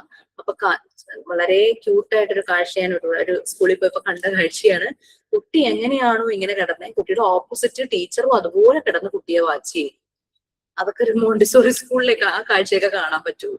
അപ്പൊ അത് ഒബ്സർവേഷൻ, അതാണ് ആ ഒരു അവരുടെ ഒരു രസകരമായ ഒരു രീതിയായിരുന്നു. നെക്സ്റ്റ് ലോ ഓഫ് എഡ്യൂക്കേഷൻ സൈക്കോളജിയിൽ ആ മെത്തേഡ്സ് ഇൻട്രോസ്പെക്ഷൻ, ഒബ്സർവേഷൻ, പിന്നെ clinical or case study method. Clinical method എന്ന് പറയുന്ന വേറൊരു പേര് കേസ് സ്റ്റഡി മെത്തേഡ്. പിന്നെ അതുപോലെ തന്നെ മോസ്റ്റ് സയന്റിഫിക് മെത്തേഡാണ് എക്സ്പെരിമെന്റൽ മെത്തേഡ്. അതിന് കുറച്ച് കോസ്റ്റ്ലി ആയിരിക്കും. പിന്നെ സർവേ മെത്തേഡ്, നമ്മൾ ഓൾറെഡി സർവേ നമ്മൾ ചെയ്തതുകൊണ്ടാണ് നമുക്കറിയാം. സർവേ മെത്തേഡിൽ നമ്മൾ യൂസ് ചെയ്യുന്നത് ഇന്റർവ്യൂസ് യൂസ് ചെയ്യും, ക്വസ്റ്റിനെയേഴ്സ് യൂസ് ചെയ്യും, ഒബ്സർവ് ചെയ്തിട്ട് ഡേറ്റ കളക്ട് ചെയ്ത് സർവേ ചെയ്യും. അങ്ങനെ സർവേ മെത്തേഡിനെ ഡിഫറൻഷ്യൽ മെത്തേഡ് എന്നും പറയും. കാരണം ഇൻഡിവിജ്വൽ ഡിഫറൻസസ്, ഓരോ വ്യക്തികളുടെ ഡേറ്റയല്ലേ നമ്മൾ എടുക്കുന്നത്. അപ്പൊ ഡിഫറൻഷ്യൽ മെത്തേഡ് എന്നും സർവേ മെത്തേഡിനെ പറയും. അത് ഇൻഡിവിജ്വൽ ഡിഫറൻസിനെ ബേസ് ചെയ്തിട്ടാണ് നമ്മൾ സർവേ എടുക്കുന്നത്. അതുകൊണ്ടാണ് അങ്ങനെ എന്നൊക്കെയുള്ള ഇത്രയൊക്കെയാണ് എഡ്യൂക്കേഷൻ സൈക്കോളജിയിൽ വരുള്ളൂ. സൈക്കോളജി പാർട്ടിൽ നിന്നും പിന്നെ മറ്റേ 5 കീ ഫാക്ടേഴ്സ്, എഡ്യൂക്കേഷൻ സൈക്കോളജിയുടെ 5 key factors: learner, teacher, learning environment, learning experiences, എന്തായിരുന്നു, learning situation or environment, learning environment, learning process അല്ലെ, ലേണിംഗ് പ്രോസസ്, ലേണിംഗ് എക്സ്പീരിയൻസസ്, ടീച്ചറും കുട്ടികളും. ഇങ്ങനെ 5 കീ ഫാക്ടേഴ്സ് ആയിരുന്നു പറഞ്ഞത്. ഇതിൽ ഏറ്റവും പൊട്ടന്റ് ഫോഴ്സ് എന്ന് പറയുന്നത് ഈ 5 കീ ഫാക്ടേഴ്സിലെ പൊട്ടന്റ് ഫോഴ്സ് എന്ന് പറയുന്നത് ടീച്ചറാണ്. കാരണം ടീച്ചർക്കാണ് മനസ്സിലാകുന്നത് ഒരു കുട്ടിയുടെ ഉള്ളിലെ കഴിവ്. അപ്പൊ ടീച്ചറാണ് ട്രിഗർ ചെയ്യുന്നത്. അപ്പൊ ടീച്ചറാണ് ഫോഴ്സ് കൊടുക്കുന്ന ആള്. അതുകൊണ്ടാണ് ടീച്ചറെ പൊട്ടന്റ് ഫോഴ്സ് എന്ന് പറയുന്നത്. എഡ്യൂക്കേഷണൽ സൈക്കോളജിയുടെ ആ 5 കീ ഫാക്ടേഴ്സ് പൊട്ടന്റ് ഫോഴ്സ് ആയിട്ട് നമ്മൾ പറയുന്നത് ടീച്ചറിനെയാണ്. അത് മാറിപ്പോവില്ലല്ലോ. കുട്ടികളാണ് അവിടുത്തെ കസ്റ്റമർ കിങ് എന്ന് പറയുന്നത്. പ്രിൻസസ് എല്ലാം കുട്ടികളാണ്. പക്ഷേ ആ കുട്ടികളെ പുഷ് ചെയ്യാനൊരു ഫോഴ്സ് വേണം. അപ്പൊ അതുകൊണ്ടാണ് ടീച്ചറെ പൊട്ടന്റ് ഫോഴ്സ് എന്ന് പറയുന്നത്.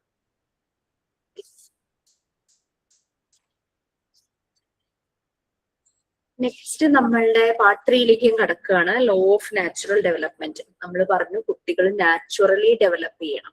അതിന് അവർക്ക് പ്രൊവൈഡ് ചെയ്യേണ്ടത് ഫ്രീഡം ആണ്. ആ ഫ്രീഡം എങ്ങനെയാണ്? Within the limits.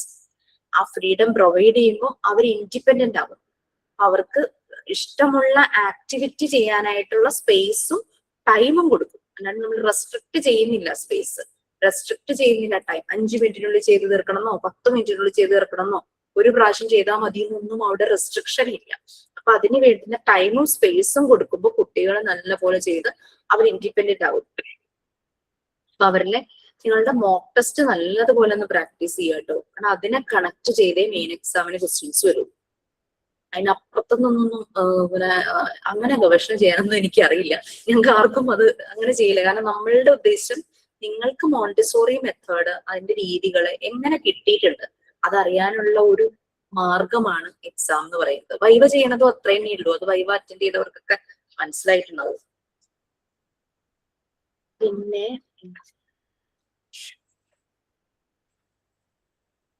അതുകൊണ്ട് PDF ഇരുന്ന് വായിച്ചുകൊണ്ടിരിക്കാൻ സമയമില്ലെങ്കിൽ വായിക്കണ്ട. ഇതിന്റെ റെക്കോർഡ് ക്ലാസ് എടുത്ത് കാണുക. പിന്നെ മോക്ക് ടെസ്റ്റ് മാക്സിമം ചെയ്ത് നോക്കുക. ടൈം 1 ടൈം 2 എക്സാമിനേഷൻസിന്റെ എല്ലാം വീണ്ടും ചെയ്ത് നോക്കുക.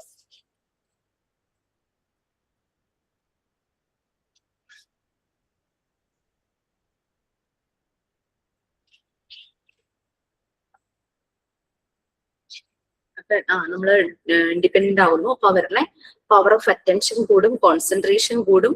അങ്ങനെ അവർക്ക് ഇഷ്ടമുള്ള കാര്യങ്ങൾ അവരിങ്ങനെ ശ്രദ്ധിച്ച് ചെയ്യുമ്പോൾ അവരുടെ ഡിസിപ്ലിൻ, സെൽഫ് ഡിസിപ്ലിൻ. അപ്പൊ ഒരു മോണ്ടിസോറി എൻവയോൺമെന്റിൽ ഉണ്ടാകുന്ന ലിബർട്ടി, അതായത് ഫ്രീഡത്തിന്റെ ഫ്രൂട്ടാണ് സ്പോണ്ടേനിയസ് സെൽഫ് ഡിസിപ്ലിൻ എന്ന് പറയുന്നത്.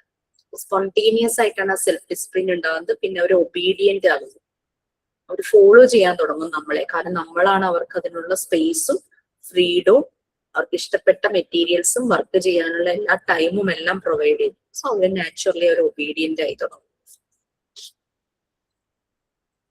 ഇതിൽ ചോദിക്കാൻ പറ്റുന്ന കാര്യങ്ങള്, മോണ്ടിസോറി ഫെസിലിറ്റേറ്ററിന്റെ ഏറ്റവും വേണ്ടുന്ന ക്വാളിറ്റി, അതൊക്കെ വളരെ ഇമ്പോർട്ടന്റ് ആയിട്ട്. കാരണം എനിക്കത് എല്ലാവരും അത് ആൻസർ കറക്റ്റ് ആക്കുമോ എന്നൊക്കെ അറിയാൻ ഭയങ്കര ആഗ്രഹമുള്ളതാണ്. ഞാൻ എപ്പോഴും ആ ഒരു ക്വസ്റ്റ്യൻ ചോദിക്കാറുണ്ട് കേട്ടോ.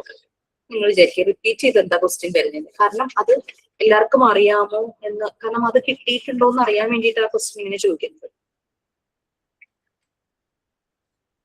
ഇപ്പൊ പറഞ്ഞ ക്വസ്റ്റ്യൻ ഒന്നുകൂടി പറയുമോ ma'am? Important quality of a Montessori facilitator. കുറെ ക്വാളിറ്റീസ് ഉണ്ട്, ഇല്ലാന്നില്ല, പക്ഷെ most important quality of a Montessori facilitator observation. Yes, observation. പിന്നെ എവിടെയൊക്കെ കിടക്കുക.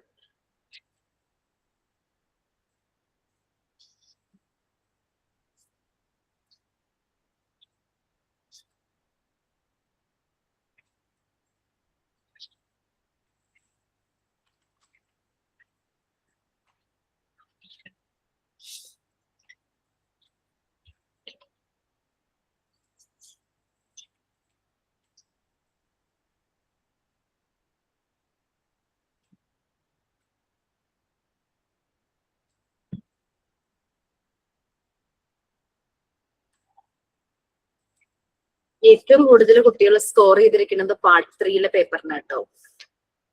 പാർട്ട് 2 ആണ് എല്ലാവർക്കും കൺഫ്യൂഷൻ ആയി പോവാറ്.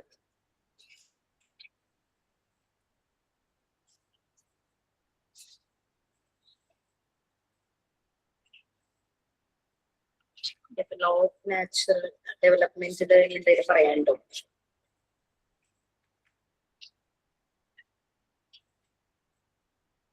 നിങ്ങൾക്ക് പിന്നീട് വായിച്ചോ, ഇപ്പൊ സമയമില്ലെങ്കിൽ PDF പ്രത്യേകിച്ചും പാർട്ട് 3 വായിച്ചുകൊണ്ടേ ഇരിക്കേണ്ടെന്ന് ആണ് എന്റെ ഒരു അഭിപ്രായം. കാരണം വായിച്ച് കൂടുതൽ കൺഫ്യൂഷൻ ആകണ്ടെന്ന് വിചാരിച്ചിട്ട് അങ്ങനെ പറയുന്നത് കേട്ടോ. കുറച്ച് പോർഷൻസ് കാണുന്നുണ്ട്, അതേപോലെ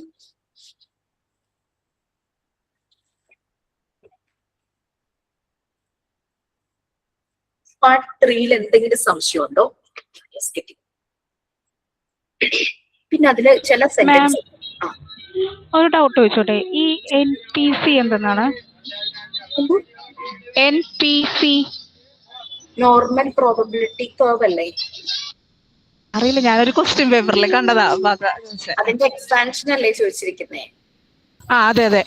NPC എനിക്ക് തോന്നുന്നു ഇൻഡിവിജ്വൽ ഡിഫറൻസിലെ ആണോ എന്ന് എനിക്ക് ഓർമ്മയില്ല, പക്ഷെ ഡിംസിന്റെ ഏതോ പോർഷനിലേക്കാണെന്ന് എന്റെ ഓർമ്മ. നോർമൽ പ്രോബബിലിറ്റി കർവ്, അതായത് ആദ്യം ലോയിൽ നിന്ന് വന്ന് പീക്കിൽ ചെന്നിട്ട് പിന്നെ ലോയിലേക്ക് പോകുന്ന ഒരു കർവ് ഉണ്ടല്ലോ, മല പോലെ.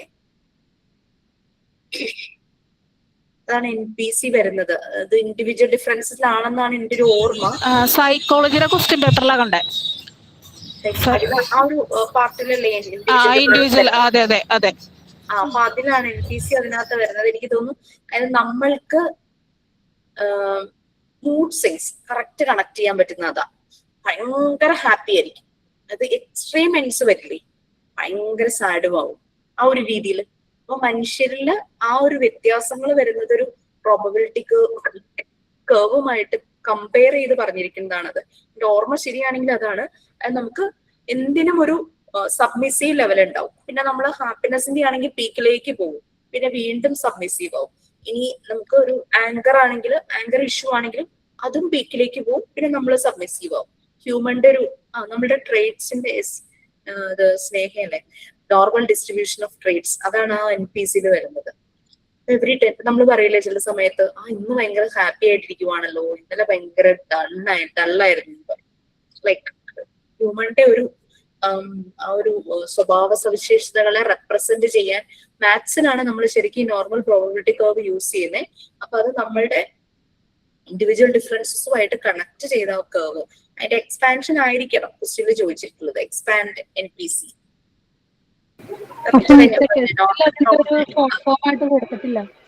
എന്തോ അതിന്റെ ഈ NPC എന്ന് പറഞ്ഞു കൊടുത്തിട്ടില്ല, നോർമൽ പ്രോബബിലിറ്റി കർവ് എന്ന് മാത്രമേ ടെക്സ്റ്റിൽ കൊടുത്തിട്ടുള്ളൂ. ആണോ? അതെ, NPC എന്ന് കൊടുത്തിട്ടില്ല.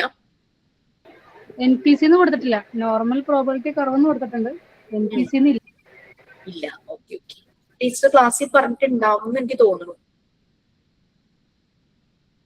ശ്രുതി മിസ്സാണ് സാധാരണ ക്വസ്റ്റ്യൻ ഇട്ടേയും കണ്ടിരിക്കുന്നത്. ഞാൻ ക്വസ്റ്റ്യൻ പേപ്പറിൽ ഇങ്ങനെ പാസ് ചെയ്ത് നോക്കുമ്പോൾ ഞാൻ കണ്ടിട്ടുള്ളതാണ്. ഓക്കെ.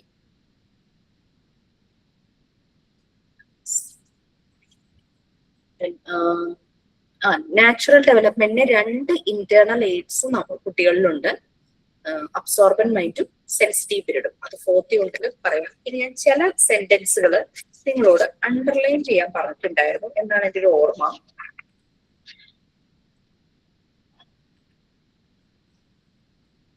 ഞാൻ പലപ്പോഴും ക്വസ്റ്റ്യൻസ് ഒക്കെ ഫോക്കസ് ചെയ്യുന്നത് അതിലാണ്. Through work children become dash normal. Normal എന്നുള്ളത് മോണ്ടിസോറി ഉദ്ദേശിക്കുന്ന നോർമൽ എന്താന്ന് നിങ്ങൾക്കറിയാം.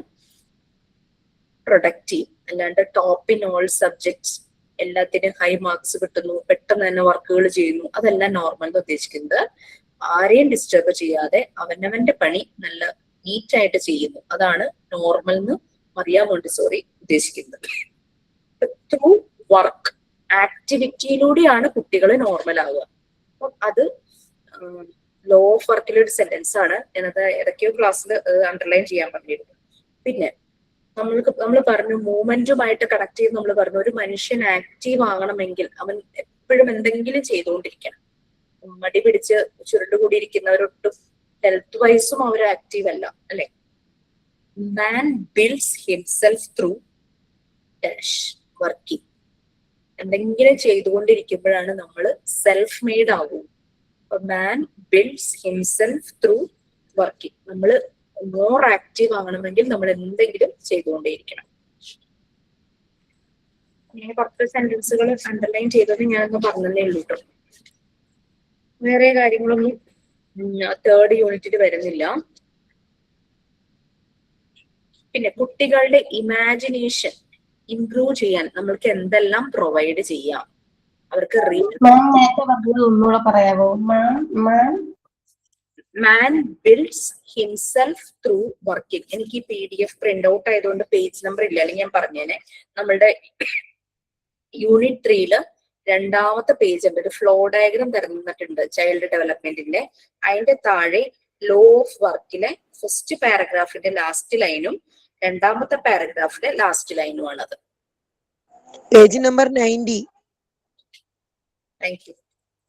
ലോ ഓഫ് വർക്ക് എന്നുള്ള ടോപ്പിക്കിന്റെ ഫസ്റ്റ് പാരഗ്രാഫിലെ last line through work children become normal.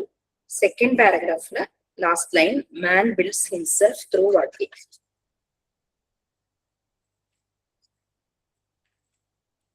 പിന്നെ അതിൽ വരുന്നത് ഇമാജിനേഷൻ, അത് ഇംപ്രൂവ് ചെയ്യാൻ, ഡെവലപ്പ് ചെയ്യാനായിട്ട് കുട്ടികൾക്ക് എന്തെല്ലാം പ്രൊവൈഡ് ചെയ്യണം?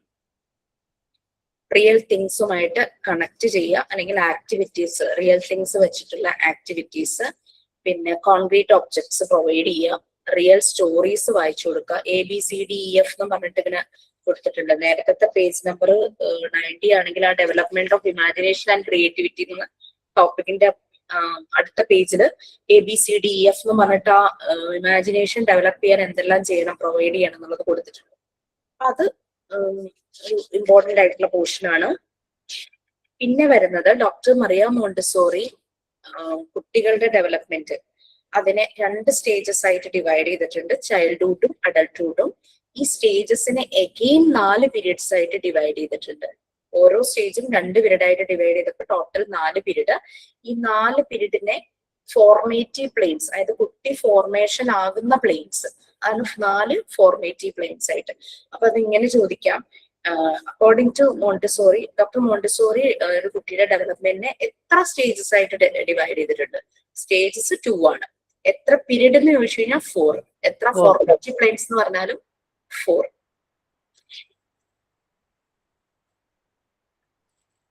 ഏജ് വൈസ് ഒന്നും ഞാൻ ചോദിക്കില്ല, അപ്പൊ അതുകൊണ്ട് അവിടെ കൊണ്ട് അത് നിർത്തും. കൂടുതലൊന്നും അതിനൊന്നും ചോദിക്കാറില്ല. ബാക്കിയൊക്കെ ഇങ്ങനെ ഏജ് വെച്ചിട്ട് ഓരോരോ കാര്യങ്ങളല്ലേ പറയുന്നത്, അതുകൊണ്ട് അത്രയേ ഉള്ളൂ. പിന്നെ 4th unit self construction, sensitivity, sensitive പീരീഡും അബ്സോർബന്റ് മൈൻഡും അല്ലെ. സെൻസിറ്റീവ് പീരീഡിന്റെ ഞാൻ എനിക്കുള്ള സെൽഫ് കൺസ്ട്രക്ഷന്റെ മോക്ക് ടെസ്റ്റ് ഞാൻ നിങ്ങൾക്ക് തന്നെങ്കിൽ ആ ചാപ്റ്ററിലെ എല്ലാ കാര്യങ്ങളും വരുന്നുണ്ട്. അപ്പൊ മോക്ക് ടെസ്റ്റിനെ ബേസ് ചെയ്തിട്ടായിരിക്കും കൂടി വന്ന 2-3 ക്വസ്റ്റ്യൻസ് അതിൽ നിന്ന് വരാനുള്ള ചാൻസസ് ഉള്ളൂ. എനിക്ക് തോന്നുന്നു നല്ല രീതിയിൽ തന്നെ അതിന്റെ മോക്ക് ടെസ്റ്റ് ഞാൻ തന്നിട്ടുണ്ട്. അപ്പൊ അതുകൊണ്ട് നിങ്ങൾക്ക് ബുദ്ധിമുട്ടുണ്ടാവില്ല. ആ മോക്ക് ടെസ്റ്റിനെ ഒന്ന് റെഫർ ചെയ്താൽ മതി. മോക്ക് ടെസ്റ്റ് ഒന്ന് ശരിക്കും നോക്കണം. ഇതിലും ഞാൻ ഏജ് വൈസ് മോക്ക് ടെസ്റ്റിലും ഞാൻ ഏജ് വൈസ് ഒന്നും നിങ്ങൾക്ക് തന്നിട്ടില്ല. ക്വസ്റ്റ്യൻസ് ഏജ് വൈസ് ഒന്നും ചെയ്യില്ല.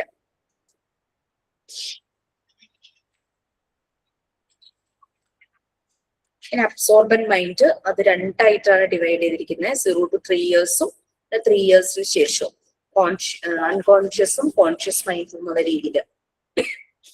ഇതിൽ മോണ്ടിസോറി കുട്ടികളുടെ ആ ഒരു 0 to 6 years വെച്ചിട്ടാണ് പറയുന്നത്.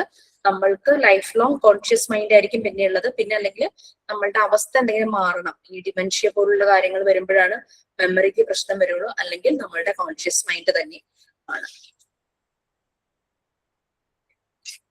Next prepared environment. അത്യാവശ്യം നല്ല രീതിയിൽ ക്വസ്റ്റ്യൻസ് ചോദിക്കുന്ന ഒരു ടോപ്പിക്കാണ് മോണ്ടിസോറി പ്രിപ്പയർഡ് എൻവയോൺമെന്റ്. അതിൽ നിന്നാണ് നമ്മൾ ശരിക്കും പറഞ്ഞു കഴിഞ്ഞാൽ മോണ്ടിസോറി ഫെസിലിറ്റേറ്ററിന്റെ ക്വാളിറ്റി, മോസ്റ്റ് ഇമ്പോർട്ടന്റ് ക്വാളിറ്റി പറഞ്ഞത്.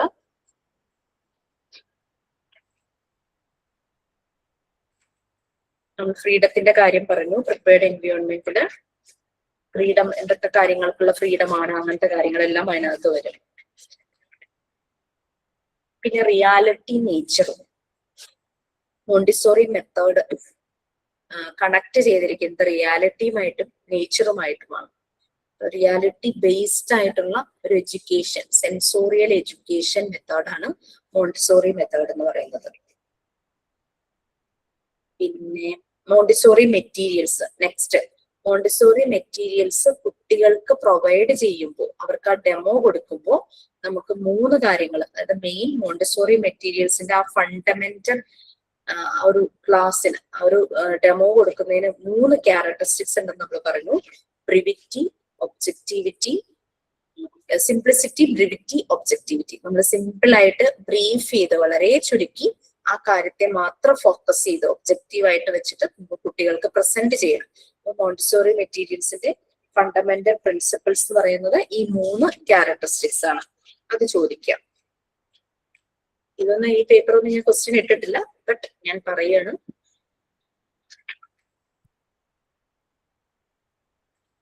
പിന്നെ വേറെ അതിനകത്ത് കാര്യമായിട്ടൊന്നുമില്ല. നിങ്ങൾക്ക് അറിയാവുന്നതൊക്കെ തന്നെയാണ്. മെറ്റീരിയൽ എങ്ങനെ യൂസ് ചെയ്യണം, എങ്ങനെ പ്രൊഡ്യൂസ് ചെയ്യണം, അതെങ്ങനെ തിരിച്ചു വെക്കണം, അങ്ങനെയുള്ള കാര്യങ്ങളൊക്കെ ആയിരിക്കും. അതൊക്കെ നമ്മൾ ഓൾറെഡി പ്രാക്ടിക്കൽ ക്ലാസ്സിൽ ചെയ്തു. അപ്പൊ അതിൽ നിന്ന് ക്വസ്റ്റ്യൻ ചോദിക്കേണ്ട കാര്യമൊന്നും ഇല്ല എന്നാണ് എനിക്ക് തോന്നുന്നത്.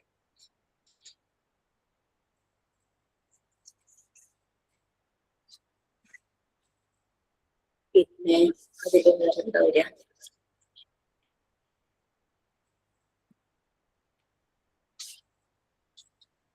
പാർട്ട് 3 ഇങ്ങനെ കുറെ വായിക്കാനുണ്ടെങ്കിലും എളുപ്പമായിരിക്കും കേട്ടോ. കാരണം വെച്ചാൽ അത്ര ഇതുവരെയും ഒരു ടെൻഷൻ വരുന്നൊരു ക്വസ്റ്റ്യൻ പേപ്പർ അല്ല. കാരണം നമുക്ക് അതിനകത്ത് മോണ്ടിസോറി മെത്തേഡിനെ കുറിച്ച് മാത്രമേ ചോദിക്കാനുള്ളൂ. കൂടുതൽ കൺഫ്യൂഷന്റെ കാര്യങ്ങളൊന്നുമില്ല. നമുക്ക് മോണ്ടിസോറി മെത്തേഡ് എന്താണെന്നറിയാം, പിന്നെ ബുദ്ധിമുട്ടില്ല. ഇനി ഞാൻ 10th യൂണിറ്റിലേക്ക് പോവുകയാണ് കേട്ടോ. ടെൻഡൻസീസ് ഒന്നും കുഴപ്പമില്ലല്ലോ. ടെൻഡൻസീസ് ഓഫ് മാൻ പറഞ്ഞായിരുന്നു.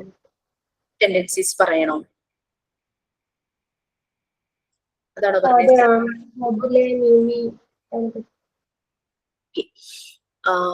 ഈ ഡോക്ടർ മോണ്ടിസോറി ശരിക്കും പറഞ്ഞു കഴിഞ്ഞാൽ മെത്തേഡ് ഡിസൈൻ ചെയ്യുന്നതിന് മുമ്പ് അവർ കുറെ അനാലിസിസും റിസർച്ചും ഒക്കെ നടത്തി. അപ്പൊ അവര് ശ്രദ്ധിച്ച എന്താന്ന് വെച്ച് കഴിഞ്ഞാൽ എല്ലാ മനുഷ്യരിലും കുറെ ടെൻഡൻസീസ് ഉണ്ട്. അതാണ് അവരെ റിസൾട്ടിലേക്ക് കൊണ്ടുപോകുന്നത്. അത് അവര് ആദിമകാലം തുടങ്ങിയുള്ള മനുഷ്യരിൽ അത് കണ്ടിരുന്നു. അതായത് ആദിമ മനുഷ്യര് അവര് ഇന്നത്തെ ഈ ഒരു AI ഇറയിലേക്ക് നമ്മൾ എത്താൻ കാരണം തന്നെ ആദിമ മനുഷ്യരുടെ എക്സ്പ്ലോറേഷൻ ആണ്. അവര് ഇതുപോലെ ഗുഹയിലൊക്കെ തന്നെ താമസിച്ചിരുന്നെങ്കിൽ ഇപ്പോഴുള്ള പുതിയ പുതിയ കണ്ടുപിടുത്തങ്ങളൊന്നും കണ്ടുപിടിക്കില്ലായിരുന്നു അല്ലെ. നമ്മളുടെ ലൈഫും അതുപോലെ തന്നെ ആയേനെ. അവര് എന്താ പറയാ, ആദ്യം ഈ മരത്തിന്റെ കഷ്ണങ്ങളൊക്കെ അവരുടെ ടൂൾസ് ആയിട്ടൊക്കെ ഉപയോഗിച്ചു. പക്ഷെ അതിന് അധികം ആയുസില്ല, ഒടിഞ്ഞൊടിഞ്ഞു പോവായിരുന്നു. അങ്ങനെ ഇവര് ഈ മണ്ണ് ഡിഗ് ചെയ്തപ്പോഴാണ് മെറ്റൽ കിട്ടിയത്. പിന്നെ അങ്ങനെ മെറ്റൽ ആയപ്പോൾ ഭയങ്കര സ്ട്രോങ് ആയി. അതുകൊണ്ടുള്ള വെപ്പൺസ് ഒക്കെ അവര് ഉണ്ടാക്കാനായിട്ട് തുടങ്ങി. അത് കുറച്ചുകൂടെ ഷാർപ്പായി. പിന്നെ അവർക്ക് മനസ്സിലായി നല്ല പോയിന്റഡും ആക്കണം, ബ്ലെൻഡ് ആക്കണം. നമുക്കിപ്പോ വന്നിരിക്കുന്ന കത്തികളുടെ ഒക്കെ പല ഷേപ്പും ഓരോരോ പർപ്പസിന് വേണ്ടിയിട്ടുള്ള കത്തികൾ ഉണ്ടല്ലേ. സെക്കൻഡ് ടൈം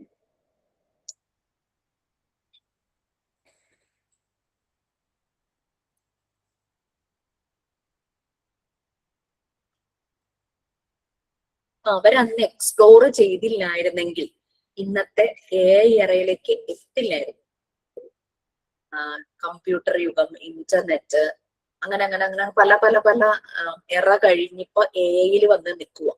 AI കൊണ്ട് ചെയ്യാൻ പറ്റാത്തതായിട്ട് ഒന്നും ഇല്ലാത്തുള്ള രീതിയിൽ ആ രീതിയിൽ വന്ന് നിൽക്കുകയാണ് അല്ലെ. എക്സ്പ്ലോറേഷൻ അത് ശരിക്കും ഡെവലപ്മെന്റിലേക്ക് എത്തിച്ചൊരു ഹ്യൂമൻ ടെൻഡൻസി ആയിരുന്നു. കുട്ടികളിലും ഇതുപോലെ ടെൻഡൻസീസ് ഉണ്ട്. അപ്പൊ അവര് ഡെവലപ്പ് ആകാനായിട്ട് ഹെൽപ്പ് ചെയ്യുന്നത് ഈ ടെൻഡൻസീസ് ആണെന്ന് ഡോക്ടർ മോണ്ടിസോറി കണ്ടെത്തി. അങ്ങനെയാണെങ്കിൽ ഒരു 14 സ്പെസിഫിക് ആയിട്ടുള്ള ടെൻഡൻസീസ് അവർ ഒബ്സർവ് ചെയ്ത് വെച്ചു. അത് ഓരോന്നിനെ പറ്റി പറയുന്നുണ്ട്. പിന്നെ ഈ ടെൻഡൻസീസ് എല്ലാം കണക്റ്റഡ് ആണ്. നമുക്ക് ഒരു ഡെവലപ്മെന്റിന് ഒരു ടെൻഡൻസി അങ്ങനെ നമുക്ക് പറയാനായിട്ട് പറ്റില്ല. നമുക്കിപ്പോ മാത്സ് ചെയ്യണമെങ്കിൽ, മാത്സ് നല്ല പോലെ തറവാണെങ്കിൽ, മാത്സിൽ നമ്മൾ പ്രോഗ്രസ് ആകണമെങ്കിൽ നമ്മൾ റിപ്പീറ്റ് ചെയ്യണം അല്ലെ, നമ്മൾ കാൽക്കുലേറ്റ് ചെയ്യണം. അപ്പൊ അങ്ങനെയൊക്കെ വരുമ്പോ പല പല ടെൻഡൻസീസ് ഒരുമിച്ചാവുമ്പോഴാണ് നമുക്ക് ഡെവലപ്മെന്റ് ശരിയാകുള്ളൂ. പിന്നെ നമ്മളൊരു ടെൻഡൻസി പറയുന്നുണ്ട്, ഗ്രിഗേറിയസ്നെസ്. ഗ്രിഗേറിയസ്നെസ് എന്ന് പറഞ്ഞാൽ നമുക്കൊരു ഗ്രൂപ്പിന്റെ ഭാഗമാകാനുള്ള ഇഷ്ടം അല്ലെ. ഇപ്പൊ നിങ്ങളുടെ ഈ ഗ്രൂപ്പിന്റെ ഭാഗമാകുമ്പോൾ നമ്മൾ എന്താ, പരസ്പരം കമ്മ്യൂണിക്കേറ്റ് ചെയ്യും. അപ്പൊ ഗ്രിഗേറിയസ്നെസ്സും കമ്മ്യൂണിക്കേഷനും കൂടെ ഒരുമിച്ച് വരണം. അപ്പോഴാണ് അത് കുറച്ചും കൂടെ എഫക്റ്റീവ് ആവുള്ളൂ. അപ്പൊ അങ്ങനെ ഒരു ടെൻഡൻസിയെ സപ്പോർട്ട് ചെയ്യാൻ വേറൊരു ടെൻഡൻസി എപ്പോഴും ഉണ്ടാകും. അതാണ് ഈ ഒരു ടെൻഡൻസിയുടെ ഒരു ഗുണം. പിന്നെ എക്സ്പ്ലറേഷൻ പറഞ്ഞപ്പോ അതിന്റെ കൂടെ ഓർഡർ കൂടെ വന്നു. കറക്റ്റ് ആ ഓർഡറിൽ. കാരണം ഇപ്പൊ മനുഷ്യര് അവരൊരു സിസ്റ്റമാറ്റിക് ആയിട്ട് ജീവിക്കാൻ തുടങ്ങി. അത് എക്സ്പ്ലോർ ചെയ്ത് കഴിഞ്ഞപ്പോഴാണ് അവർക്ക് മനസ്സിലായി ഇന്ന സമയത്ത് ഞങ്ങൾ കിടന്നുറങ്ങണം, ഇതാണ് ഞങ്ങളുടെ ഭക്ഷണം കഴിക്കാനുള്ള ടൈം, ഈ സമയത്ത് ഞങ്ങൾ ഹണ്ടിങ്ങിന് പോകണം. പിന്നെ കൃഷി ചെയ്യാൻ തുടങ്ങിയപ്പോ കൃഷിയുടെ കാലയളവ്, ടൈമിങ് അതൊക്കെ അവർ മനസ്സിലാക്കി. അപ്പൊ അങ്ങനെ നല്ലൊരു ഷെൽട്ടർ വേണം. ഈ പക്ഷികളും മറ്റു മൃഗങ്ങളും ഒക്കെ അവരുടെ വീടുണ്ടാക്കി ജീവിക്കണ കണ്ടപ്പം നമുക്കും ഷെൽട്ടർ വേണം, മഴയിൽ നിന്നും വെയിലിൽ നിന്നൊക്കെ രക്ഷപ്പെടാനായിട്ട്. അപ്പൊ അങ്ങനെ അങ്ങനെ അങ്ങനെ അവരുടെ ലൈഫിനൊരു സിസ്റ്റമാറ്റിക് ഓർഡർ വന്നു. ഇപ്പൊ എക്സ്പ്ലോറേഷനും ഓർഡറും ഒരുമിച്ചായി. പിന്നെ നമ്മൾ ഗ്രൂപ്പിന്റെ ഭാഗമാകാൻ ഇഷ്ടപ്പെട്ടു. അപ്പൊ ഗ്രൂപ്പിലാകുമ്പോൾ നമ്മളുടെ കമ്മ്യൂണിക്കേഷൻ പ്രോപ്പർ ആയാലാണ് ആ ഗ്രൂപ്പ് നല്ല ഭംഗിയായിട്ട് പോവുള്ളൂ. അപ്പൊ ഗ്രിഗേറിയസിനൊപ്പം വന്ന സപ്പോർട്ട് ടെൻഡൻസിയാണ് കമ്മ്യൂണിക്കേഷൻ. നമ്മൾ ഷെയർ ചെയ്യാൻ തുടങ്ങി പല കാര്യങ്ങളും, ഒന്നും മറച്ചു വെക്കാതെ എല്ലാവരും ഡിസ്ക്ലോസ് ചെയ്യാൻ തുടങ്ങി. അപ്പൊ അവിടെ നല്ലൊരു ഗ്രൂപ്പായി മാറുന്നു. പിന്നെ അബ്സ്ട്രാക്ഷൻ ആൻഡ് ക്യൂരിയോസിറ്റി, മനുഷ്യരിലുള്ളതാ കാര്യങ്ങൾ അറിയാനുള്ള ഒരു ആഗ്രഹം, ക്യൂരിയോസിറ്റി അല്ലെ. അത് നമ്മൾ ഊഹിച്ച് കുറെ കാര്യങ്ങൾ മനസ്സിലാക്കും. നമ്മുടെ അബ്സ്ട്രാക്ട് തിങ്കിങ്, നമുക്ക് കാണുന്നതും കേൾക്കുന്നതും തൊട്ടു നോക്കിയതും മാത്രമല്ല നമുക്ക് മനസ്സിലാകാൻ തുടങ്ങുന്നത്. നമ്മളിങ്ങനെ ഊഹിക്കും, ഇങ്ങനെ സംഭവിച്ചാൽ അങ്ങനെ നടക്കുമോ, ഇങ്ങനെ ആയാൽ മഴ പെയ്യാതിരുന്നാൽ എന്തായിരിക്കും സംഭവിക്കുക, സൂര്യൻ ഉദിക്കാതിരുന്നാൽ എന്താ സംഭവിക്കുക, അങ്ങനെയൊക്കെ കുറെ നമ്മൾ അനലൈസ് ചെയ്ത് അപ്പൊ നമുക്ക് ക്യൂരിയസ് ആ, അങ്ങനെ ആയാൽ എന്തായിരിക്കും സംഭവിക്കുക. ഇപ്പൊ കുട്ടികളെയും ഈ WH ക്വസ്റ്റ്യൻ ചോദിക്കാൻ തുടങ്ങും അല്ലെ, വൈ, ഹൗ, വേർ എന്നൊക്കെ പറഞ്ഞിട്ട് WH ക്വസ്റ്റ്യൻസ് കുട്ടികൾ ഈ ക്യൂരിയോസിറ്റി കൊണ്ടാണ് ചെയ്യുന്നത്. അപ്പൊ അവരെന്താ പല കാര്യങ്ങളും മനസ്സിലാക്കുന്നു, ഇൻഫർമേഷൻസിനെ അനലൈസ് ചെയ്ത് നോളജ് ആക്കി വെക്കുന്നു. അതാണ് അവരുടെ ഡെവലപ്മെന്റ് ആയിട്ട് മാറുന്നത്. പിന്നെ calculation, repetition, concentration, self control and work. ഒരു വർക്ക് അവർ ചെയ്യുമ്പോൾ അവർ നല്ല മാത്സിന്റെ ആണെങ്കിൽ ശരി കാൽക്കുലേറ്റ് ചെയ്യുന്നു, പല തവണ അവരെ ചെയ്ത് നോക്കുന്നു, റിപ്പീറ്റ് ചെയ്ത് നോക്കുന്നു. അവരതിൽ കൂടുതൽ ശ്രദ്ധിച്ചു കഴിയുമ്പോൾ അവരിൽ സെൽഫ് കൺട്രോൾ വരുക. തെറ്റിപ്പോയെന്ന് വിചാരിക്കുക, ഫസ്റ്റ് റിപ്പീറ്റ് ചെയ്തു വീണ്ടും ചെയ്ത് അത് കറക്റ്റ് ആക്കും. അപ്പൊ അവർക്കൊരു സെൽഫ് കൺട്രോൾ. അതായത് നമ്മള് ജഗ്ഗില് ഗ്ലാസ്സിലേക്ക് വെള്ളം ഒഴിക്കുന്ന കേസ് എപ്പോഴും പറയാറുണ്ടായിരുന്നു അല്ലെ. ഫസ്റ്റ് ടൈം സ്പിൽ ഔട്ട് ആയി പോകുന്നു, വീണ്ടും അവർ ശ്രദ്ധിച്ച് കാൽക്കുലേറ്റ് ചെയ്ത് കോൺസെൻട്രേഷനോട് കൂടി സെയിം സംഭവം റിപ്പീറ്റ് ചെയ്യുന്നു. അപ്പൊ അവരുടെ ബോഡിക്ക് ആ ഒരു ആക്ടിവിറ്റിയിൽ കൺട്രോൾ കിട്ടും. രണ്ടാമത് ചെയ്യുമ്പോൾ അത്രയും വെള്ളം സ്പിൽ ഔട്ട് ആവില്ല. മൂന്നാമത് ചെയ്യുമ്പോൾ ഒട്ടും തന്നെ ചിലപ്പോൾ സ്പിൽ ഔട്ട് ആകില്ല. അതാണ് calculation, repetition, concentration, self control. അവർ ചെയ്യുന്ന വർക്ക് പെർഫെക്റ്റ് ആകും. അപ്പൊ വർക്ക് മാത്രമായിട്ട് ഒരു ടെൻഡൻസി നമുക്ക് പറയാൻ പറ്റില്ല. അതിന്റെ കൂടെ ഈ അസിസ്റ്റന്റ് ടെൻഡൻസീസ് വരും. റിപ്പീറ്റേഷൻ മാത്രമായിട്ട് പറയാൻ പറ്റില്ല, അതിന്റെ കൂടെ അസിസ്റ്റന്റ് ടെൻഡൻസീസ് വരും.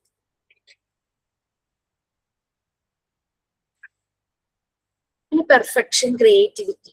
അത് ചില മനുഷ്യർക്ക് ചില കാര്യങ്ങൾ ചെയ്യുമ്പോൾ അവർക്ക് അത് ഏറ്റവും പെർഫെക്റ്റ് ആകണം. അത് അവരുടെ ഒരു ക്രിയേറ്റിവിറ്റി. ക്രിയേറ്റീവായിട്ട് കാര്യങ്ങൾ ചെയ്യുന്നവരുടെ പെർഫെക്റ്റ് ആയിരിക്കും. ഈ എൻ്റെ ഒരു ഫ്രണ്ട് ഉണ്ട്, ഇത് വയറിംഗ് ഒക്കെ ചെയ്യുന്ന ആളാണേ. നല്ല മിടുക്കനാണ് ഇലക്ട്രിക്കൽ വർക്കില്. അപ്പൊ നമ്മളുടെ വീട്ടിലിങ്ങനെ വീട് പണി നടക്കുന്ന സമയത്ത്, വയറിംഗ് സമയത്ത് അതൊന്ന് വിസിറ്റ് ചെയ്യാൻ വന്നപ്പോ അത് എന്നോട് പറയാം, സാധാരണ അത് ആരിലും പോസിറ്റീവ് കാണുന്ന ഒരു വ്യക്തിയല്ല കേട്ടോ, എന്തെങ്കിലുമൊക്കെ ഒരു കുറ്റം കണ്ടുപിടിക്കും. ചിലരുടെ സ്വഭാവം അങ്ങനെയാണ്. അപ്പൊ നമ്മുടെ ഇവിടെ ഇങ്ങനെ വയറിംഗ് ചെയ്ത് വെച്ചിട്ട് ഇങ്ങനെ മുടി പിന്നിയിട്ട പോലെ ഈ വയറിങ്ങനെ പുറത്തേക്ക് ഇങ്ങനെ കിടക്കുമല്ലോ.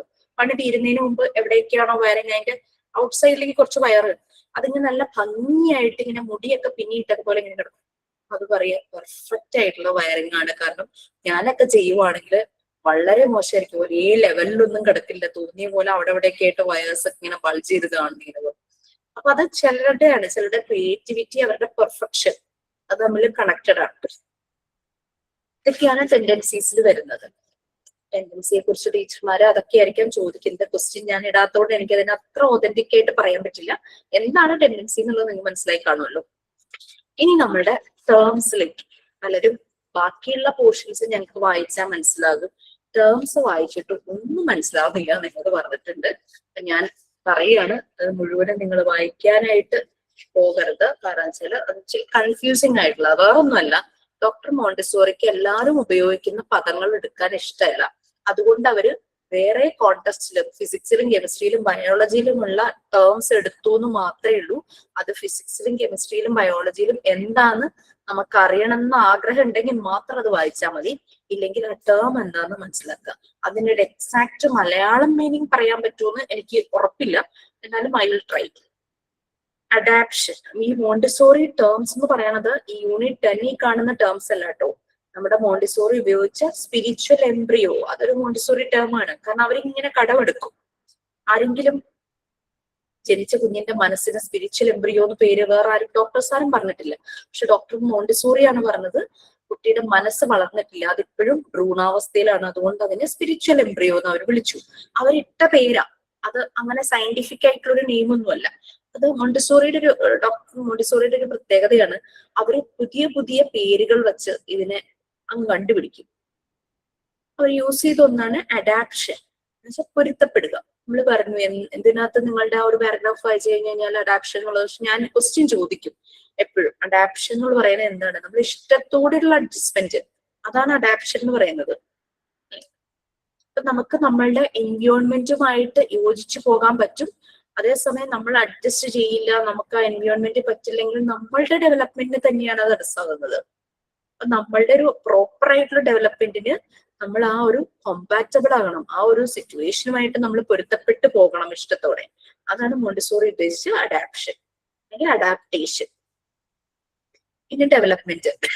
ഓൾറെഡി ഡെവലപ്മെന്റിനെ കുറിച്ചൊരു വലിയൊരു സബ്ജക്ട് തന്നെ നിങ്ങൾ പഠിച്ചു, ചൈൽഡ് ഡെവലപ്മെന്റ് എന്ന് പറഞ്ഞില്ലേ. പല ഏരിയയിലുള്ള ഡെവലപ്മെന്റ് അവിടെ ഉണ്ടായിരുന്നു. പിന്നെ ഈ ഡെവലപ്മെന്റിലാണ് മോണ്ടിസോറി ഹോം എന്നുള്ള വേർഡ് കടമെടുക്കുന്നത്. അത് ഗ്രീക്ക് വേർഡാണ് ശരിക്കും. ആ മോണ്ടിസോറി ആ ഒരു ടേം ബോറോ ചെയ്യുക ശരിക്കും പറഞ്ഞു കഴിഞ്ഞാൽ, കടമെടുത്തു ഹോം എന്നുള്ളത്. ശരിക്കും നമ്മുടെ ബോഡിയിലുള്ള ഹോർമോൺസുമായിട്ട് കണക്റ്റഡ് ആണ് ഹോം. നമ്മുടെ ബോഡിയിലെ ഹോർമോൺസിന്റെ ആക്ഷൻ കാരണമാണ് നമ്മളുടെ ബോഡി പല കാര്യങ്ങളും ചെയ്യുന്നതെന്നുള്ളത് നമുക്കറിയാം അല്ലെ. ആ ഹോർമോൺസിന്റെ ലെവല് പലരിലും പല രീതിയിലാണ്. ഡോക്ടർ മോണ്ടിസോറിയുടെ അസുഖങ്ങളോ അങ്ങനെ റിലേറ്റഡ് അല്ല ഹോം എന്നുള്ള വേർഡ് ഉപയോഗിച്ചത്. ശരിക്കും അതൊരു ഫോഴ്സ് ആണ്. ഈ ഹോർമോൺ എന്ന് പറയുന്നത് ഇപ്പൊ നമ്മൾക്ക് അഡ്രിനാലിൻ എന്ന് പറഞ്ഞൊരു ഹോർമോൺ ഉണ്ടെന്ന് നമുക്കറിയാം. ചില സിറ്റുവേഷനിൽ ഈ അഡ്രിനാലിൻ അങ്ങ് പ്രവർത്തിക്കും. ഇപ്പൊ പട്ടിയെ കണ്ട് നമ്മൾ പേടിക്കുവാണെങ്കിൽ നമ്മുടെ ഈ ഹോർമോൺ അങ്ങ് ഭയങ്കരമായിട്ട് സ്റ്റിമുലേറ്റഡ് ആകുന്നു പറഞ്ഞു. അതുപോലെ പല ഹോർമോണും നമ്മുടെ ബോഡിക്കകത്തുണ്ട്. അതൊരു തരം ഫോഴ്സ് ആണ്, നമ്മളെ കൊണ്ട് എന്തെങ്കിലും ചെയ്യിക്കുന്ന ഒരു ഫോഴ്സ്. അത് ഉദ്ദേശിച്ച് മാത്രമാണ് ഡോക്ടർ മോണ്ടിസോറി ഹോം എന്നുള്ള വേർഡ് കടമെടുത്തത്, വേറെ ഒന്നുമില്ല കേട്ടോ. ഹോർമോൺസ് ആണ്. ഇതൊരു ഫോഴ്സ് ആണ്. അത് ശരിക്കും ഒറ്റ സെന്റൻസിൽ പറഞ്ഞു കഴിഞ്ഞാൽ നമ്മളെ ഒരു പർപ്പസ്ഫുൾ ആയിട്ടുള്ള ഒരു ആക്ടിവിറ്റിക്ക് നമ്മളെ ഫോഴ്സ് ചെയ്യുന്ന ഒരു വൈറ്റൽ എനർജിയാണ് ഹോം എന്ന് പറയുന്നത്. നമ്മളുടെ ഇന്റലിജൻസുമായിട്ട് കണക്റ്റഡ് ആണ്. അതായത് നമ്മൾക്ക് ഒരു റണ്ണിങ് റേസിൽ ഓടണം. നമ്മുടെ ഉള്ളിൽ നിന്ന് നമ്മൾ പറയില്ലേ, നമ്മുടെ ഉള്ളിലിരുന്ന് ആരോ എന്തോ പറയണു, നമ്മളെ പിടിച്ച് തള്ളുന്നു, ഡു ഇറ്റ് എന്ന് പറഞ്ഞ ആരോ പറയണു എന്ന് പറഞ്ഞു, ഉൾവെളിന്നൊക്കെ നമ്മൾ പറയില്ലേ, അത് ഈ ഹോമാണ്. എല്ലാ മനുഷ്യർക്കും കൊച്ചു കുട്ടികളിലുമുണ്ട് ഈ ഇന്നർ ഗൈഡ്. പക്ഷെ നമ്മൾ മെച്യൂർ ആയതുകൊണ്ട് ആസ് ആൻ അഡൾട്ട് നമ്മളുടെ ഉൾവിളി ചിലപ്പോ നമ്മളെ കറക്റ്റ് ഗൈഡ് ചെയ്യും. പക്ഷെ കുട്ടികളെ സംബന്ധിച്ച് ഇവർക്ക് ഇങ്ങനെ ഡിസ്ട്രിബ്യൂട്ടഡ് ആയിട്ട് കിടക്കുക ഈ ഫോം എന്ന് പറയുന്നത്. ശരി, ക്രൗഡഡ് ഫോമിലാണ്. അത് കറക്റ്റ് പ്രോപ്പർ ആയിട്ടൊരു ഫോം ആയിട്ടില്ല. അതുകൊണ്ടാണ് ഇവരെന്തെങ്കിലും ചെയ്യുമ്പോൾ മാക്സിമം ഫോഴ്സ് ഉപയോഗിക്കും. അവസാനം അത് കൊള്ളാവും, കുട്ടികൾ ചെയ്യും. അപ്പൊ അവരത് കറക്റ്റ് ആകണം. അത് നമ്മൾ നേരത്തെ പറഞ്ഞു, ത്രൂ റിപ്പീറ്റേഷൻ. അങ്ങനെയാണ് അവർക്ക് സെൽഫ് കൺട്രോൾ വന്ന് അവർ ആ വർക്ക് പെർഫെക്റ്റ് ആയിട്ട് ചെയ്യുള്ളൂ എന്ന് പറഞ്ഞു. ജഗ്ഗിന്ന് വെള്ളം ഒഴിക്കുന്നത് തന്നെ ഒരു എക്സാമ്പിള്. ഫുൾ ഫോഴ്സ് എടുത്ത് ഒഴിക്കും. നമുക്കറിയാം ജഗ്ഗിൽ നിറയെ വെള്ളം ഉണ്ടെങ്കിൽ നമ്മളത് സൂക്ഷിക്കണം. കാരണം ഒഴിക്കുമ്പോൾ ചിലപ്പോൾ കൊച്ചു ഗ്ലാസ്സിലേക്കായിരിക്കും ഒഴിക്കുന്നത്, മുഴുവനേ കൂടെ അങ്ങ് വീണ് പോകും. അതുകൊണ്ട് നമുക്ക് അതിന്റെ പ്രോപ്പർ വേ അറിയാം. പക്ഷെ കുട്ടികൾക്ക് അറിയില്ല. അവരതിന്റെ മാക്സിമം ഫോഴ്സ് യൂസ് ചെയ്തിട്ട് ഒഴിക്കും. നിങ്ങൾ ശ്രദ്ധിച്ചാൽ കാണാം, എന്ത് പണിയായി കാണിച്ചതെന്ന് ചോദിക്കുമ്പോൾ എനിക്ക് അറിയില്ലെന്നേ മറുപടി പറയുള്ളൂ. കാരണം അവർക്കറിയില്ല, അവരുദ്ദേശിച്ച് ചെയ്തതല്ല അത്. അപ്പൊ അതാണ് ഈ ഫോം എന്ന് പറയുന്ന അവരിൽ ഇങ്ങനെ അവിടെ എവിടെയായിട്ട് ഇങ്ങനെ ക്രൗഡഡ് ആയിട്ട് കിടക്കും. ഇത് നല്ല ഫോമിലേക്ക് ആകാൻ കുറച്ച് ടൈം എടുക്കും. അത് അവര് ത്രൂ വർക്കിംഗ് ആണ് അത് കറക്റ്റ് ഫോമിലേക്ക് ആവുള്ളൂ. അപ്പൊ ഫോം അത്രേ ഉള്ളൂ, ഒരു വൈറ്റൽ എനർജി, നമ്മളൊരു പർപ്പസ്ഫുൾ ആക്ടിവിറ്റി ചെയ്യിക്കാൻ നമ്മളെ പ്രേരിപ്പിക്കുന്ന ഒരു എനർജി ഫോഴ്സ് ആണ് ഫോം എന്ന് പറയുന്നത്. മലയാളം എന്തെങ്കിലും ആർക്കെങ്കിലും അറിയാമോ? സിബി കറക്റ്റ് ക്ലിയർ ആയോ? അത് മലയാളീകരിക്കണോ ഇനി കുറച്ചുകൂടി? ക്ലിയർ ആയി. നമ്മൾ പറയില്ലേ ഉൾവിളി, അത്രേ ഉള്ളൂ. ഇനി നമ്മൾ പറഞ്ഞു അനിമൽസിലെ അവരുടെ പെട്ടെന്ന് തന്നെ ഡെവലപ്പ് ആകും അവരുടെ കഴിവുകൾ. ഓടുന്നു, ചാടുന്നു, പാലുടിക്കുന്നു, അങ്ങനെയൊക്കെ അവർക്ക്. ഇപ്പൊ കിളികളാണെങ്കിൽ പെട്ടെന്ന് പറക്കുന്നു, അങ്ങനെയൊക്കെ കാര്യങ്ങളൊക്കെ നമുക്കറിയാം. പക്ഷെ മനുഷ്യക്കുട്ടിക്ക് കുറേ സമയം എടുക്കുന്നു പറഞ്ഞു അല്ലെ. പക്ഷെ അനിമൽസില് ഈ പറയുന്ന ഇൻസ്റ്റിങ്ക്റ്റ്, അതായത് ഈ അവരുടെ പേഴ്സണൽ ട്രേറ്റ്സ്, അവരുടെ സ്വഭാവ സവിശേഷതകൾ, അവരുടെ ഗുണങ്ങൾ ഉള്ളിലുണ്ട് ജനിക്കുമ്പോ തന്നെ. പക്ഷെ അതൊന്ന് കറക്റ്റ് ഫോമിലാകാൻ ടൈം എടുക്കും. അപ്പൊ അവരുടെ ഉള്ളിലുള്ള ഈ പൊട്ടൻഷ്യൽ എന്ന് പറയുന്ന പേരാണ് നെബുലെ. നെബുലെ എന്ന് പറയുന്ന ഒരു പൊട്ടൻഷ്യൽ ഫോമാണ്. ഈ പൊട്ടൻഷ്യലിനെയാണ് നമ്മുടെ ഹോം ചെന്ന് പുഷ് ചെയ്യുന്നത്. നിനക്ക് ഈ കഴിവുണ്ട്, നീ ഇത് ചെയ്യൂന്ന്. ഇനി ഹോമിന് ഓർമ്മയൊന്നുമില്ല. എല്ലാ മനുഷ്യരിലും എന്തൊക്കെ പൊട്ടൻഷ്യൽ ഉണ്ടെന്ന് മനസ്സിലാക്കാനുള്ള കഴിവ് ഹോമിനില്ല. ഹോമിനെ ഇത് ഓർമ്മപ്പെടുത്തുന്നത് നീമി എന്നുള്ള മെമ്മറിയാണ്. നമ്മുടെ ഉള്ളിലുള്ള ജനറ്റിക് ആയിട്ട് നമ്മൾ ജനിക്കുമ്പോഴേ നമ്മുടെ ഉള്ളിലൊരു മെമ്മറി ഉണ്ട്. ഈ ജനറ്റിക് മെമ്മറിക്ക് പറയുന്ന പേരാണ് നീമി. അപ്പൊ നീമിയാണ് ഹോമിനോട് പറയുന്നത് ഈ ആൾക്ക് ഇങ്ങനെ ഒരു കഴിവുണ്ട്, ആളെ കൊണ്ട് ചെയ്യിക്കൂ എന്ന് പറയുമ്പോ ഈ ഹോം നെബുലേനെ അങ്ങ് പുഷ് ചെയ്യും. പൊട്ടൻഷ്യലിനെ പുറത്തേക്ക് ആകാനായിട്ട് പുഷ് ചെയ്യും. ഇപ്പൊ വരയ്ക്കാൻ കഴിവുള്ള ഒരു കുട്ടി നീമി ഓർപ്പിക്കുക, ഇവന് വരയ്ക്കാൻ പറ്റൂട്ടോ എന്ന് പറയുമ്പോഴേക്ക് ഹോം ചെന്നിട്ട് അതിന്റെ ആ ഒരു പൊട്ടൻഷ്യലിനെ പുഷ് ചെയ്യും. കുട്ടികളെ വരയ്ക്കാൻ തുടങ്ങും. കുറെ റിപ്പീറ്റ് ചെയ്യുമ്പോഴാണ് അവരുടെ വര തെളിയുന്നത് അല്ലെ. അതാണ് സമയമെടുക്കുന്നു എന്ന് നമ്മൾ പറയുന്നത്.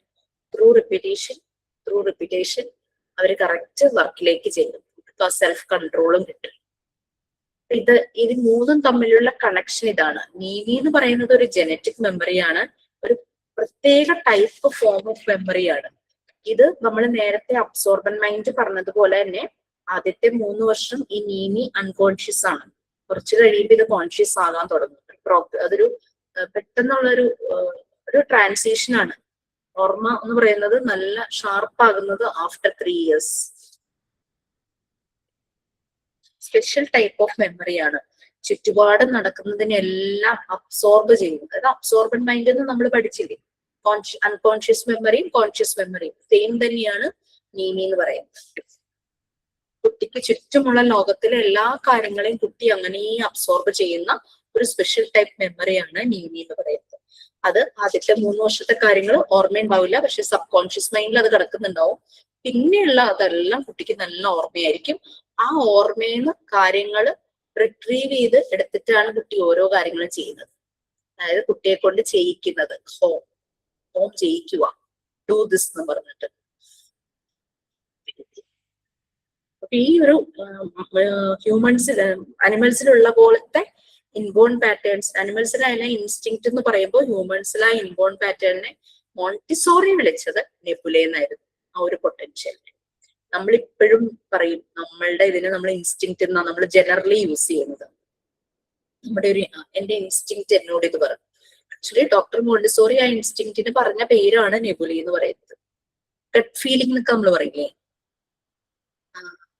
എനിക്ക് അയാളെ കണ്ടപ്പോ എന്റെ ഒരു ഗട്ട് ഫീലിംഗ് അല്ലെങ്കിൽ ഒരു ഇൻസ്റ്റിങ്ക്റ്റ് പറഞ്ഞു is not the right person എന്നൊക്കെ നമ്മൾക്ക് തോന്നാറില്ലേ, അല്ലെങ്കിൽ ആ വഴിക്ക് പോകണ്ട, ആ പണി എടുക്കണ്ട, അങ്ങനെയൊക്കെ നമുക്ക് ചില ഗട്ട് ഫീലിംഗ് നമ്മൾ പറയും. അത് തന്നെയാണ് നെബുല എന്ന് പറയുന്നത്, ആ ഒരു പൊട്ടൻഷ്യൽ.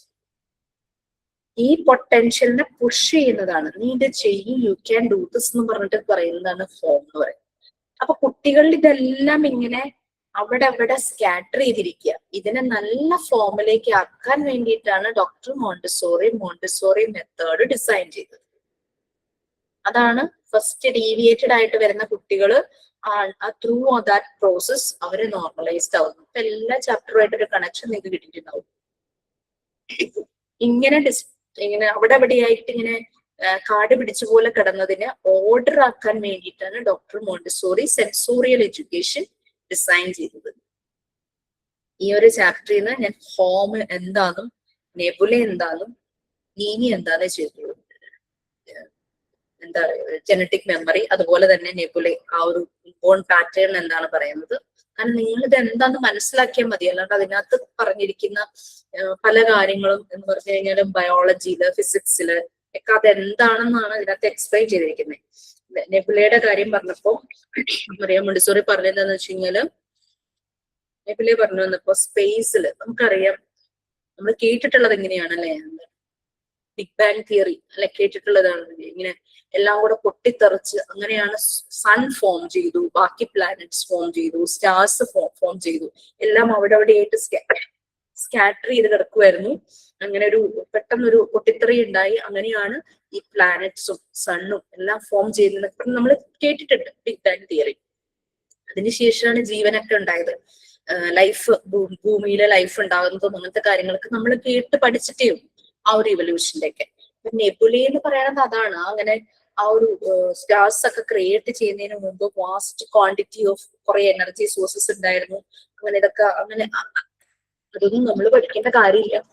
അത് ആ വേർഡ് കടമെടുത്തത് അങ്ങനെ കണ്ടത് കൊണ്ടാണ് ആ വേർഡ് കടമെടുത്തതെന്ന് പറഞ്ഞിട്ട് ഡോക്ടർ മോണ്ടിസോറി പറഞ്ഞതാണ്. മനുഷ്യരിലും അതുപോലെ തന്നെ എനർജി സോഴ്സസ് അവിടെ എവിടെയായിട്ട് കിടക്കുക, ഒരു ഓർഡർ ഇല്ലാതെ. അതിന് ഓർഡർ ആക്കാൻ വേണ്ടിയിട്ട് ഡോക്ടർ മോണ്ടിസോറി ഡിസൈൻ ചെയ്തു. ഓർഡർ ഇല്ലാതെ കിടന്നതുകൊണ്ടാണ് അതിനെ ഹോമെന്നും നെബുലയെന്നും നീനിന്നൊക്കെ ഡോക്ടർ മോണ്ടിസോറി ആ പേരിട്ട് വിളിച്ചത്.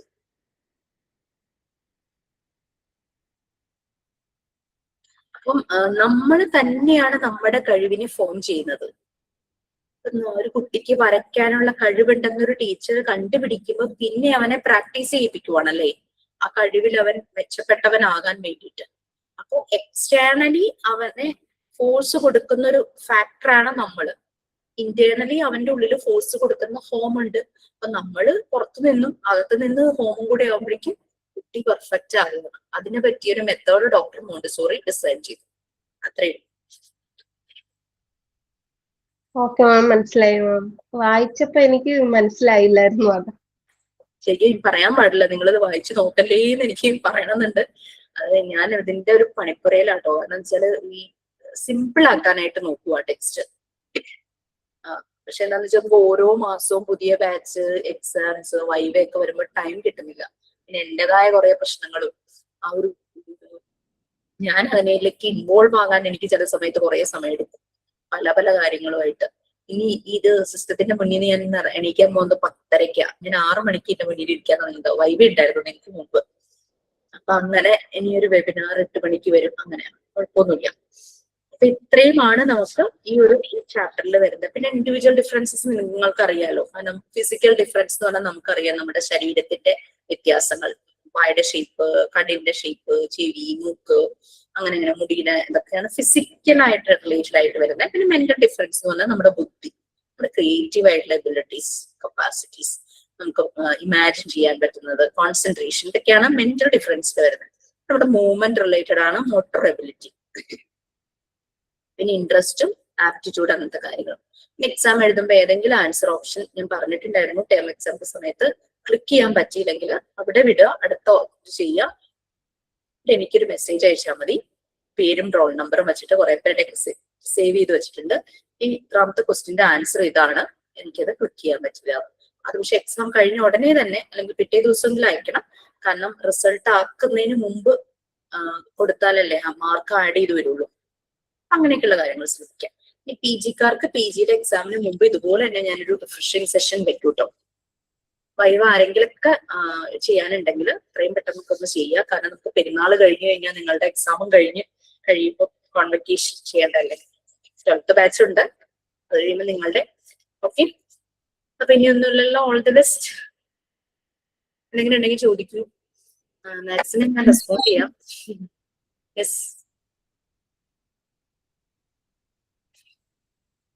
ഓക്കെ അല്ലേ? ഒരുവിധം ഒരു ഐഡിയ കിട്ടിയില്ലേ? ടെൻഷൻ ഒന്നുമില്ലല്ലോ? ടെൻഷനായിരുന്നു. ഇപ്പൊ ക്ലാസ്സിൽ കയറിയപ്പോ ടെൻഷൻ മാറി കിട്ടി. Thank you. നിങ്ങളുടെ സ്പെഷ്യൽ ബാച്ചുകാരെ നിങ്ങളുടെ ഒപ്പം തന്നെ എക്സാം എഴുതിക്കണം എന്നൊക്കെയായിരുന്നു ആഗ്രഹം, പക്ഷെ ഓടി എത്തിയിട്ടില്ല. അവർക്ക് പി ജി ജസ്റ്റ് സ്റ്റാർട്ട് ചെയ്തു, പാർട്ട് 4 ആയിട്ടേ ഉള്ളൂ. പിന്നെ അവരും ടീച്ചേഴ്സ് ആണ് എല്ലാവരും. ഒരു രശ്മി അഡ്വക്കേറ്റും അവരും തിരക്കാം. അവരെ ഇനി ബാക്കി പോർഷൻസ് എടുത്തിട്ട് അവർക്ക് സെപ്പറേറ്റ് എക്സാം. എന്തോ നന്നായിട്ട് വരും പി ജിയുടെ എക്സാം എന്ന് വരുന്നത്. നമുക്ക് പി ജി പോർഷൻസ് ഈ മാസം അവസാനം ആണ് തീർക്കേണ്ടത്. ചിലപ്പോൾ കൂടി വന്ന ഒരു 5 ദിവസം കൂടി എടുക്കുമായിരിക്കും. അപ്പോഴേക്കും നിങ്ങളുടെ മെയിൻ എക്സാം കഴിഞ്ഞൊരു 5-6 ഡേയ്സ് പി ജിയുടെ പോർഷൻ കഴിഞ്ഞൊരു 1 വീക്കോളം സ്റ്റഡി ലീവ് തന്നിട്ട് പി ജി എക്സാം 2 പേപ്പറല്ലോ. ലാസ്റ്റ് ക്ലാസ് ആണോ? കോമൺ ആയിട്ടുള്ള ലാസ്റ്റ് ക്ലാസ്, പിന്നെ പി ജിക്കാർക്ക് ഒരു റിഫ്രഷിംഗ് സെഷൻ ഉണ്ടാവും. Thank you so much ma'am. Exam പോലെ ഉണ്ടാക്കാറുണ്ടോ? കേട്ടില്ല അറിയാം. പി ജിക്ക് ടേം എക്സാം നടത്താറുണ്ടോ? ഇല്ല, പി ജിക്ക് നമ്മൾ ടേം എക്സാം നടത്താറില്ല. നിങ്ങൾക്ക് ഏതെങ്കിലും 2 മോഡൽ ക്വസ്റ്റ്യൻസോ ഒരു മോഡൽ ക്വസ്റ്റ്യൻ എന്തോ പ്രൊവൈഡ് ചെയ്യുന്നു. മാം ഇംഗ്ലീഷിന് ഇതുപോലെ എന്ത് സിബി? Thank you so much ma'am. Miss ചെയ്യും, ഇപ്പോഴും മിസ്സിംഗ് ആണ് record class. Thank you ma'am, thank you so much ma'am. ഇംഗ്ലീഷിന് റിവിഷൻ ക്ലാസ് ഉണ്ടാവില്ലേ? നിങ്ങൾക്ക് ഇംഗ്ലീഷ് ആരാ എടുക്കുന്നത്? Aswathi ma'am, K Aswathi ma'am. ഇംഗ്ലീഷിന്റെ ഇതുവരെ ഒരു ബാച്ചിനും കൊടുത്തിട്ടില്ല. പിന്നെ അത് മാത്രമല്ല, അശ്വിനി മിസ്സിന്റെ ഫാദറിനോ മരിച്ചിട്ട് അതിന്റെ എന്തൊക്കെയോ കാര്യങ്ങളായിട്ടൊക്കെ ഇരിക്കുവാണ്. അതുകൊണ്ട് അറിയില്ല. ഗൾഫിൽ മരിച്ചിട്ട് കുറച്ച് നാള് ഒരു 1 വീക്കോ 2 വീക്കോ കഴിഞ്ഞിട്ട് ആളുടെ ബോഡി ഇങ്ങോട്ട് കൊണ്ടുവന്നത്. അപ്പൊ അതിന്റെ ചടങ്ങുകളൊക്കെ നടന്നുകൊണ്ടിരിക്കുക. അറിയില്ല, ഞാൻ വേണമെങ്കിൽ ചോദിച്ചിട്ട് പറയാം. ഫോണറ്റിക്സിന്റെ ഒക്കെ ക്ലാസ് എടുക്കാന്ന് പറഞ്ഞിരുന്നു. അപ്പൊ അതാണ് ചോദിച്ചത്. ഫോണറ്റിക്സ് എക്സാമിനില്ല, പക്ഷെ നിങ്ങൾക്ക് അത് ക്ലാസ് എടുത്ത് തരും. ഞാൻ ചോദിച്ചിരുന്നല്ലോ നിങ്ങൾക്ക് എന്നാ പറ്റുന്നത്. 12th ബാച്ചിനോടാ ചോദിച്ചിട്ടു. ടീച്ചർ വന്നിട്ടില്ല, ലീവിൽ തന്നെയാണ്. അത് എടുത്തു തരും. Thank you, ma'am. Okay, Thank you so bye. much, ma'am. Thank you. Thank you, ma'am. Thank you so much thank you ma'am. Thank you, ma'am. Thank you, ma'am. Thank you so much. Thank you ma'am. Vasantha മാമിനെ record class കാണേണ്ട വന്നില്ലല്ലോ. അതെ madam. Live തന്നെ കേറാൻ പറ്റി. Thank you. Thank you so much. Thank you ma'am.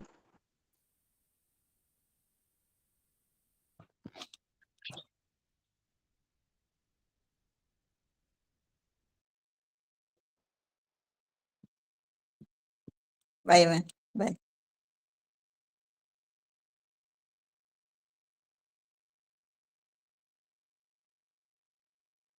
Bye, ma'am.